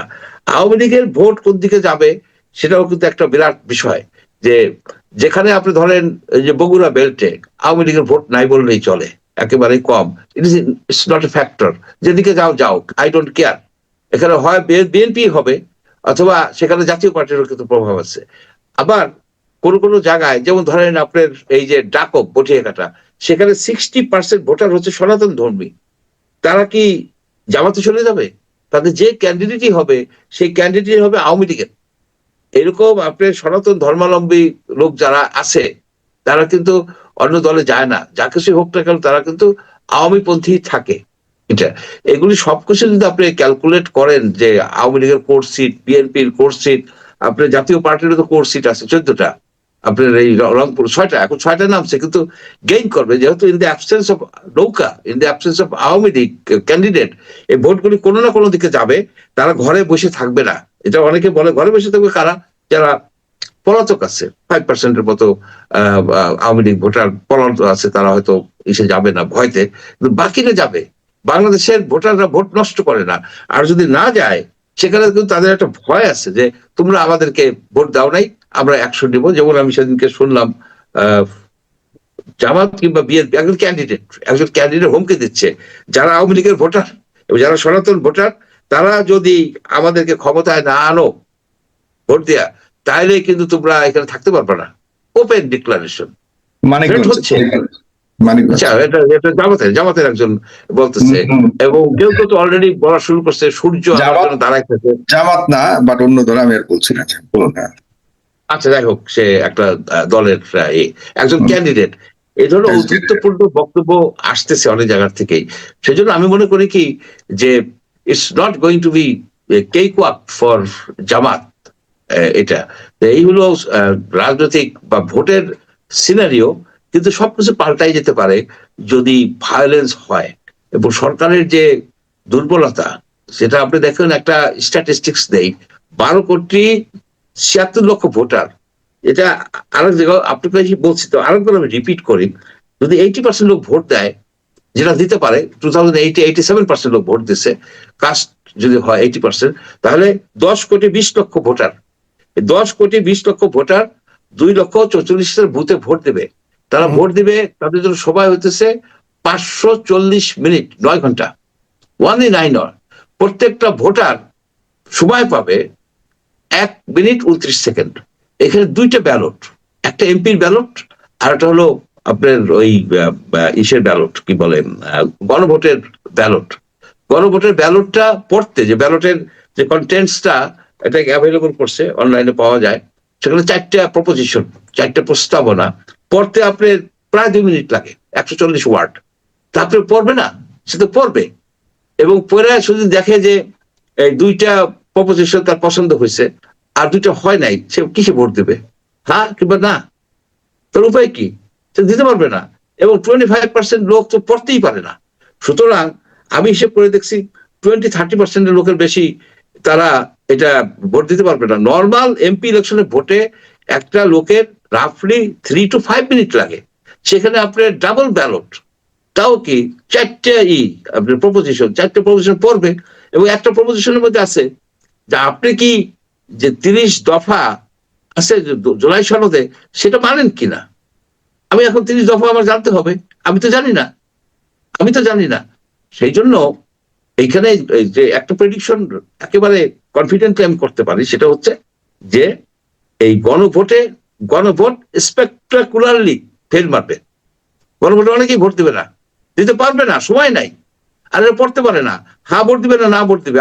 আমি যদি আপনি ধরেন, আমি এটা আমি লাইক করি না, এই যে আপার হাউস, বাংলাদেশে আপার হাউস দরকার নাই, এটা আমি মনে করি, কিন্তু at the same time prime মিনিস্টারের যে টার্ম লিমিট করে দেয়, এটা লাইক করি।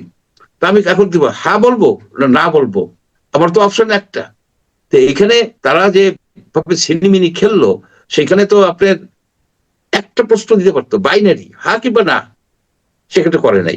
সুতরাং এইগুলি সব মিলে, যদি আপনার টাইমও তো নাই, আপনি 1 মিনিট 29 সেকেন্ডে তো এগুলি করা সম্ভব না। যাবে, তার সে ব্যালট দুটো নিবে, তার আঙ্গুলে কালি দিবে, তারপর সে গোপন বুথে যাবে, সেখানে যায় এমপি ইলেকশনের এই করে সিল মারবে, তারপরে ব্যালটটা পড়বে, গণভোটের ব্যালট পড়বে। আমি তো রিকমেন্ড করব না পড়ে কেউ ভোট দেওয়া উচিত নেই, সেখানে কি লেখা থাকবে উই ডোন্ট নো। এই হচ্ছে বাস্তবতা, যে আমাদের একটা আনসার্টেন সিচুয়েশনের মধ্যে আর কি আমরা রওনা দিচ্ছি। জি, আনসার্টেন সিচুয়েশনের মধ্যে রওনা দিচ্ছি। জনাব ডক্টর তাজ হাশমি, অনেক ধন্যবাদ। দুজন দর্শকের একটু উত্তর দিয়ে দিই। একজন বলেছেন 1966 সালে আইয়ুব খান নাকি জামাত নিষিদ্ধ করেছিলেন, এ ধরনের কোনো ঘটনা ঘটেনি। আর জিয়াউর রহমান কেন 78 সালে এসে জামাতকে বৈধতা দিয়ে দিলেন? জিয়াউর রহমান শুধু জামাতকে দেননি, আওয়ামী লীগকেও বৈধতা দিয়েছেন।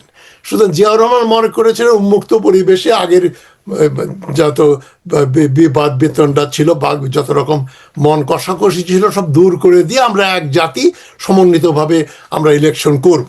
এটা আমরা বলি বহুদলীয় গণতন্ত্র, যেটাকে তিনি, এটা আদর্শিক ব্যাপার ছিল। উনি খুব ভালো মানুষ, সোজা মানুষ, কিন্তু সিদ্ধান্তগুলো কতটা সুষ্ঠু এটা নিয়ে এখন প্রশ্ন উঠছে। এমনকি জামাতকে আওয়ামী লীগ যখন নিষিদ্ধ করলো, ইউনূস সাহেব এসে আবার তার নিষিদ্ধটাকে আবার শুদ্ধ করে দিলেন, এটাও যে কতটা ভালো সিদ্ধান্ত, এটা নিয়েও আমরা দেখব। তবে আমি কিন্তু মঞ্জুর আহমদ সাহেবের সঙ্গে একমত যে এবারে নির্বাচন হবে ইতিহাসের সবচেয়ে নিকৃষ্টতম নির্বাচন। মানে কোনো একবারে সুষ্ঠু নির্বাচন, সবচেয়ে ভালো নির্বাচন হবে এটা আমি বিশ্বাস করি না। এখন হাদি হত্যাকে কেন আমি সাগর রুনির মতো মনে করি, একজন প্রশ্ন করেছেন। আমার তো মনে করার অধিকার আছে। সুতরাং আমি মনে করি যে জনগণ এখন তাদের অন্য সমস্যা আছে। মারা গেছে, বেহেশতে চলে গেছেন, উনি চলে গেছেন, ঠিক আছে, জানাজাতে লোক হয়েছে। এরপরে লোকজন আর অধিক উৎসাহী নয় যে বিচারে কাকে ধরবে না ধরবে, কেউ ধরা পড়ে নাই, কাকে আনবেন, কাকে বিচার করবেন, এটা নিয়ে মঞ্চ করার জন্য উৎসাহী হচ্ছে যারা অ্যানার্কিস্ট, প্যারিস নিবাসী ওই ফ্যামিলনের বংশীবাদক এবং তার দলের লোকজন, যারা চায় না বাংলাদেশে একটা নির্বাচন হোক। তবে জামাতের ব্যাপারে আমি কিন্তু বলি নেই যে 4-5% ভোট পাবে। আমি মনে করি জামাত এতদিন ইলেকশন করেনি, বিএনপি অনেক ভুল করেছে, বিএনপি মাঠ ছেড়ে দিয়েছে জামাতের জন্য পরোক্ষভাবে। সুতরাং জামাত যদি ধরেন 20, 30, 40, 50টা সিটও পায়, 60টা 70টা সিট পায়, তাতে কি সমস্ত তারা সরকার গঠন করে ফেলবে? মানে জনগণ তো এত বোকা না যে তারা চিন্তা করবে প্রধানমন্ত্রী কি হবে। এখন শফিকুর রহমান এবং তারেক রহমানের পাশাপাশি যে দাঁড় করায়, মানে জনগণের ভেতরে এই যে ইসলাম ইন বাংলাদেশ নামে একটা বই লিখেছিলেন রাজিয়া আক্তার বানু, ডক্টর তালুকদার বদিরুজ্জামানের ওয়াইফ, উনি পলিটিক্যাল সায়েন্সের প্রফেসর ছিলেন, মারা গেছেন। রাজিয়া আক্তার বানুর যে বই এই যে ব্রেইল হল্যান্ড থেকে, নেদারল্যান্ডস থেকে পাবলিশ করেছে, সেই বইয়ে যে সার্ভেগুলো খুবই মানে চমকপ্রদ, ওটা এখনো ভ্যালিড। গ্রামে গঞ্জে গিয়ে লোকজনকে জিজ্ঞেস করেছে আপনারা কাদেরকে ভোট দেবেন, বলেছে হুজুরদের দেবেন না, দাড়ি মোছ নাই, প্যান্ট শার্ট পরে তাদেরকে দেবেন। বলছে হুজুরদেরকে আমরা জানাজার নামাজ পড়তে ডাকবো, হুজুরদের বা ওয়াজ শুনতে যাব, কিন্তু ভোট দেওয়ার ব্যাপারে, সরকার পরিচালনার ব্যাপারে আমরা মনে করি হুজুরেরা সরকার চালাতে পারবে না। এখন এই দেখেন হাফেজজি হুজুর দাঁড়িয়েছিলেন দুইবার, বোধহয় জিয়াউর রহমানের বিরুদ্ধে প্রেসিডেন্সিয়াল ইলেকশনে দাঁড়িয়েছিলেন খেজুর গাছ মার্কা নিয়ে, উনি কত ভোট পেয়েছিলেন আপনার জানা আছে। কোনো পীর সাহেব, কোনো মৌলানা সাহেব, কোনো হুজুর ভোটে দাঁড়িয়ে নির্বাচিত হতে পারেননি। এবারে 150 জন দাঁড়ালে 1 জন 2 জন জিতেছেন। তো জামাতের একটা বলবেন যে হ্যাঁ সবাই হুজুররা দাঁড়ায় নাই, কিন্তু ওই যে পরকালের কথা বলে সবাইকে একেবারে হুড় করে টেনে ব্যালট বাক্সের দিকে নিয়ে যাবেন, ভোট দিতে নিয়ে যাবেন, এটা আমি বিশ্বাস করি না। যারা প্রশ্ন করলেন, দেখেন প্রত্যেকেই কিন্তু নিজের চোখে দেখে। ওই যে হাতি, 7 জন অন্ধ লোকের হাতি দেখার মতো, এক অন্ধ বলছে এটা একটা দড়ি, একজন বলছে দেয়াল, একজন বলছে পিলার।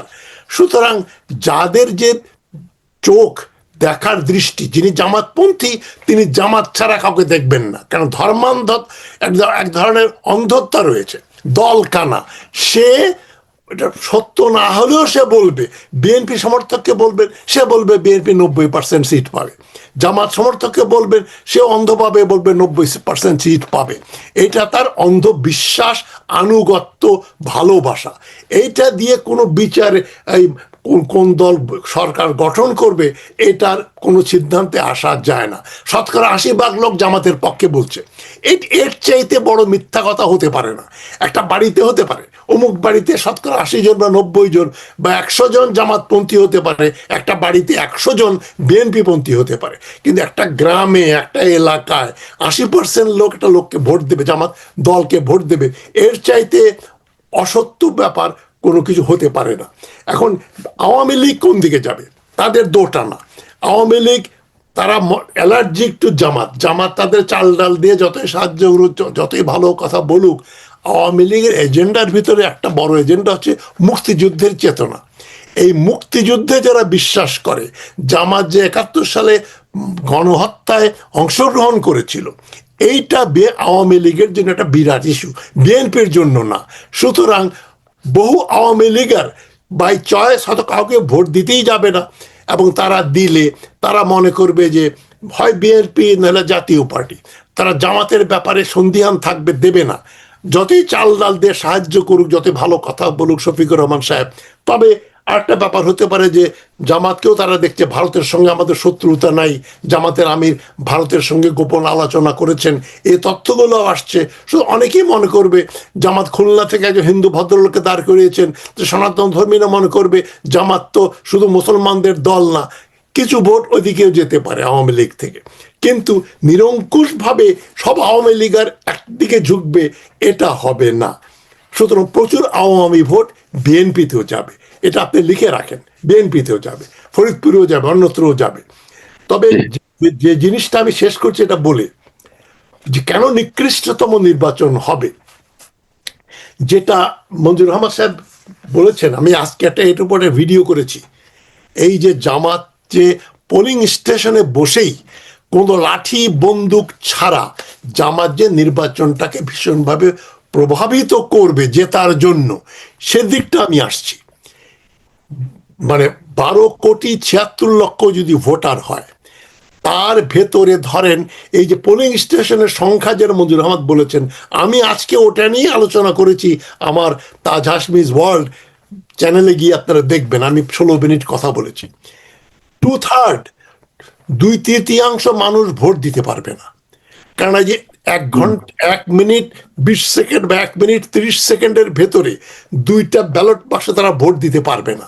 1 নম্বর কথা হচ্ছে, ইতোমধ্যে জামাতের মহিলা কর্মীরা বিভিন্ন জায়গায় গিয়ে ওই একবারে হেজাব না, নেকাব পরে শুধু চোখ বের করা মহিলা, যাতে কেউ চিনতে না পারে, এই পর্যন্ত ঢেকে রেখে তারা গ্রামে বাড়ি বাড়ি গিয়ে মহিলাদের কাছ থেকে তাদের এনআইডি নাম্বার এবং সেল ফোন নাম্বার নিচ্ছে। জামাতের টাকার কমতি নাই। আমি যেটা বিশ্বাস করি, আগের দিন, নির্বাচনের আগের দিন দেখবেন মোবাইলে তাদের কাছে 2,000-3,000 টাকা করে ভোটার প্রতি টাকা পাঠাবে। এবং আমাদের দেশের লোককে যতই খারাপ বলেন, টাকা খেয়ে কিন্তু তারা নুন খেয়ে গুণ গায়, বলে টাকা দিছে ওনার, আমি বলছি এটা ভোট দেব, দিয়ে আসি। যদি আমাদের দেশের লোক টাকা খেয়ে বলতো টাকা খামু কিন্তু ভোট দিব না, এই চিন্তা কিন্তু অধিকাংশ লোক করে না। তারা মনে করে না, একটা কথা দিছি, উনি আমার 2,000 টাকা দিছে, বলছে আরো দেবে ক্ষমতায় গেলে। প্রচুর ভোট জামাত ওইভাবে কিনবে। কিন্তু যেটা সবচেয়ে ডেঞ্জারাস ব্যাপার, যেটা আমি আজকের ভিডিও শো করেছি, সেটা আপনারা একটু দেখবেন এবং চিন্তা করে দেখবেন। এই যে যেখানে পোলিং বুথের সংখ্যা হচ্ছে এত, মানে 1/3 লোক ভোট দিতে পারবে, 12 কোটির মধ্যে বড় জোর 5 কোটি লোক ভোট দিতে পারবে। এই যে 7 কোটি লোক ভোট দিতে পারবে না, কেন পারবে না? শুধু যে পোলিং বুথের সংখ্যা কম তাই না, জামাত একটা ক্যাডার বেসড পার্টি। নেতা যেটা বলবেন গ্রামে গঞ্জে কর্মী পর্যন্ত সেটা শুনবে। বিএনপি, আওয়ামী লীগ, জাতীয় পার্টির সে কমান্ড নেই। আমি আবার বলছি, মওদুদি সাহেবের যে দল উনি দাঁড় করিয়েছেন এই 41 সাল থেকে, এই দলের প্রিন্সিপাল হচ্ছে, মওদুদি নিজে লিখেছেন যে আমাদের দল হবে কমিউনিস্ট পার্টি অথবা ফ্যাসিস্ট পার্টির মতো। ব্যক্তি এখানে ম্যাটার করবে না, ব্যক্তির কোনো কথা আমরা শুনবো না। সমষ্টিগতভাবে জনগণ ইসলামের পক্ষে কাজ করবে এবং আমির হবেন ডিকটেটর, তিনি নির্ধারণ করবেন, অনেকটা ইরানের মতো, অনেকটা তালেবান আফগানিস্তানের মতো। এটা কিন্তু জামাতপন্থীরা জানে এবং সেভাবে তারা যদি ফজরের নামাজের পরেই দেখবেন জামাতিরা দলে দলে লাইন করে গিয়ে পোলিং স্টেশনে কিউ দেবে। বিএনপি, জাতীয় পার্টি, নিরপেক্ষ অন্যরা যাবে বেলা 11টার পরে, 2টার দিকে ভাত টাত খেয়ে ঘুমটুম দিয়ে 3টার সময় হাজির হবে। কিন্তু জামাত পরিকল্পিতভাবে এই স্টেশনে ঢুকবে এবং ওই বুথে গিয়ে দেখবেন তারা এক একজন 5 মিনিট, 7 মিনিট, 10 মিনিট, 15 মিনিট যদি লাগায়, ওই যে কজন লোক থাকবে আপনার স্টেশনের ভেতরে, তারা বলবে আপনার ভোট দেওয়া হয়ে গেছে, বের হয়ে আসেন। এই বের করে দেওয়ার ক্ষমতা কিন্তু পোলিং স্টেশনে থাকবে না।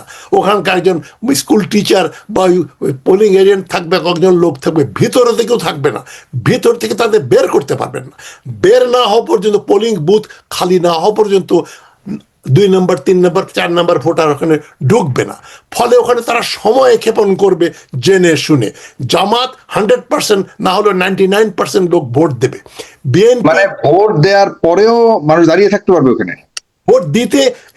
আপনি ব্যালট বাক্স নিয়ে, পেন্সিল নিয়ে আপনি ওই মধ্যে বসে থাকলেন, বুথের ভিতরে আপনার কে বের করে দেবে? কেন? ওখানে সেনাবাহিনী থাকবে। 5-7 মিনিট লাগে একটা ভোট দিতে, 3 মিনিট 3 থেকে 5 লাগে। দেখো ডাবল ব্যালট, 2টা ডাবল ব্যালট, হ্যাঁ 2টা ব্যালট। এবং সংখ্যা যেটা স্ট্যাটিস্টিক্যালেও সম্ভব না। যদি তারা 1 মিনিটেই ভোট দিয়ে দেয়, তাও আপনি 12 কোটির জায়গায় যদি 10 কোটি লোক যদি ভোট দিতে দেয়, এবার 17 বছর লোকে ভোট দেয় নাই, সুতরাং 10 কোটি ভোট হওয়াটা অস্বাভাবিক না, খুবই স্বাভাবিক। 10 কোটি লোক ভোট দিতে গেলে এই যে পরিমাণ আপনার পোলিং স্টেশন, পোলিং বুথ আছে, সেটা দিয়ে এই যে 540 মিনিটে কভার করা যাবে না। অঙ্কের হিসাব এটা কনস্পিরেসি থিওরি না। তার অঙ্কের হিসাবটাকে ঠিক করার জন্য কি করতে হবে? একটা প্রেশার দিতে হবে সরকারকে, স্ট্যাগার্ড ভোটিং করো, 10, 11, 12 3 দিন ভোট হবে। এখন যেহেতু এনআইডি দিয়ে ভোট হয়, এনআইডি আব্দুর রহমান মিয়া উনি ভোট দিয়ে গেছে, উনি আর দ্বিতীয় দিন ভোট দিতে পারবে না। এটা এখন কম্পিউটারাইজড আছে, এটাতে নিয়ন্ত্রণ করা যাবে। ওইভাবে আপনারা যদি ভোট না করেন, 3 দিন ব্যাপী যদি স্ট্যাগার্ড না করেন, 10 কোটি লোক এই অল্প সংখ্যক পোলিং বুথে নিয়ে ইলেকশন করতে পারবে না। এবং জামাত যেটা করবে, ভিতরে গিয়ে প্রথমে যদি এই যে ডাকসুতে যেটা হয়েছে নাকি, পেন্সিলগুলো গায়েব করে দিয়েছে, যে পেন্সিল দিয়ে আপনারা কাটবেন, তারপরে এই পেন্সিল জোগাড় করো, আবার আনো, তারপর এক্সট্রা পেন্সিল এবং পেন রাখতে হবে প্রচুর পরিমাণে, যেগুলো দিয়ে তারা সময় ক্ষেপণ করবে। এই সময় ক্ষেপণ যাতে না হয়, সুতরাং বন্দুক দিয়ে, লাঠি দিয়ে জামাত ওখানে কোনো গন্ডগোল করবে না। আর যেটা বললাম, তারেক রহমানের যে ইমেজ সৃষ্টি হয়েছে, আমরা তারেক রহমান না আসলে একরকম ইকুয়েশন হতো। খালেদা জিয়া বেঁচে থাকলে আরেক রকম ইকুয়েশন হতো। খালেদা জিয়ার জানা যায় যে পরিমাণ লোক গেছে, তারেক রহমানের স্বদেশ প্রত্যাবর্তনের যে পরিমাণ লোক গেছে, এর একটা সাইকোলজিক্যাল ইম্প্যাক্ট পড়বেই। যারা বলছে আরে এদের মাধ্যমে জামাত যাবে গিয়ে, এখন তারেক রহমানের যে ঢেউ, এই বিএনপির ঢেউ, এই ঢেউয়ের মধ্যে অনেকে ভেসে যাবে। সুতরাং নির্বাচন ফলাফল তার মানে সামনে নির্বাচনের যে মানুষের ধারণা আর বাস্তবতার মধ্যে ইকুয়েশন অনেক পরিবর্তন হয়েছে, ইতিমধ্যে আরো হবে বলে মনে করছে, হবে বলে আমি মনে করি। ইন ফেভার অফ বিএনপি আপনি যেটা বোঝাতে চাচ্ছেন, in support of BNP. BNP জামাতও প্রচুর পরিমাণ, তাদের সব যত ভোট তারা পেয়েছে সব রেকর্ড ভেঙে জামাত এবার অনেক বেশি ভোট পাবে। কেন বিএনপি সময় মতো আন্দোলনে নামে নেয়, জামাত সময় মতো ঢুকে এনসিপির ভিতরে, এবি পার্টির ভিতরে, সরকারের ভেতরে প্রচুর লোক ঢুকিয়েছে। ইউনূস সরকারের উপদেষ্টাদের ভেতরে জামাতের লোকজন আছে।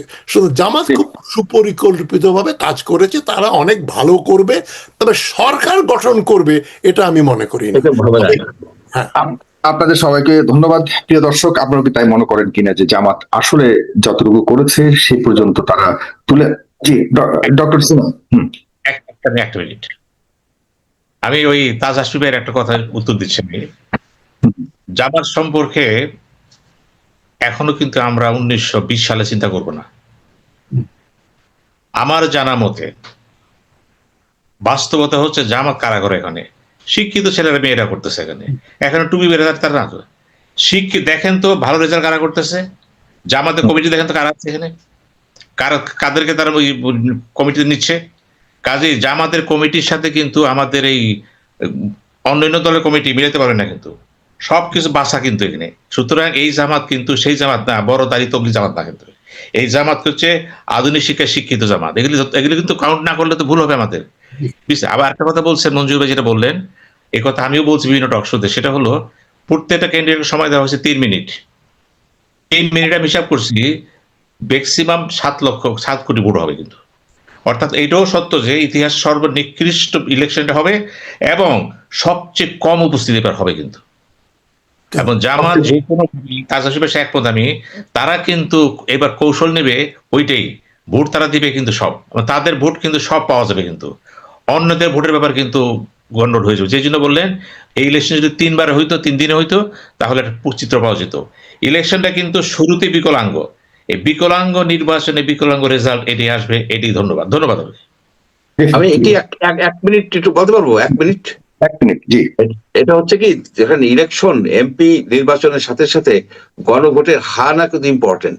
জামাতের হচ্ছে জামাত এনসিপি এদেরই হচ্ছে যে গণভোটে যেন তারা হাফ ভোট বেশি পায়, হাফ ভোট বেশি পাইলে গণভোটে পাস করানো যায়।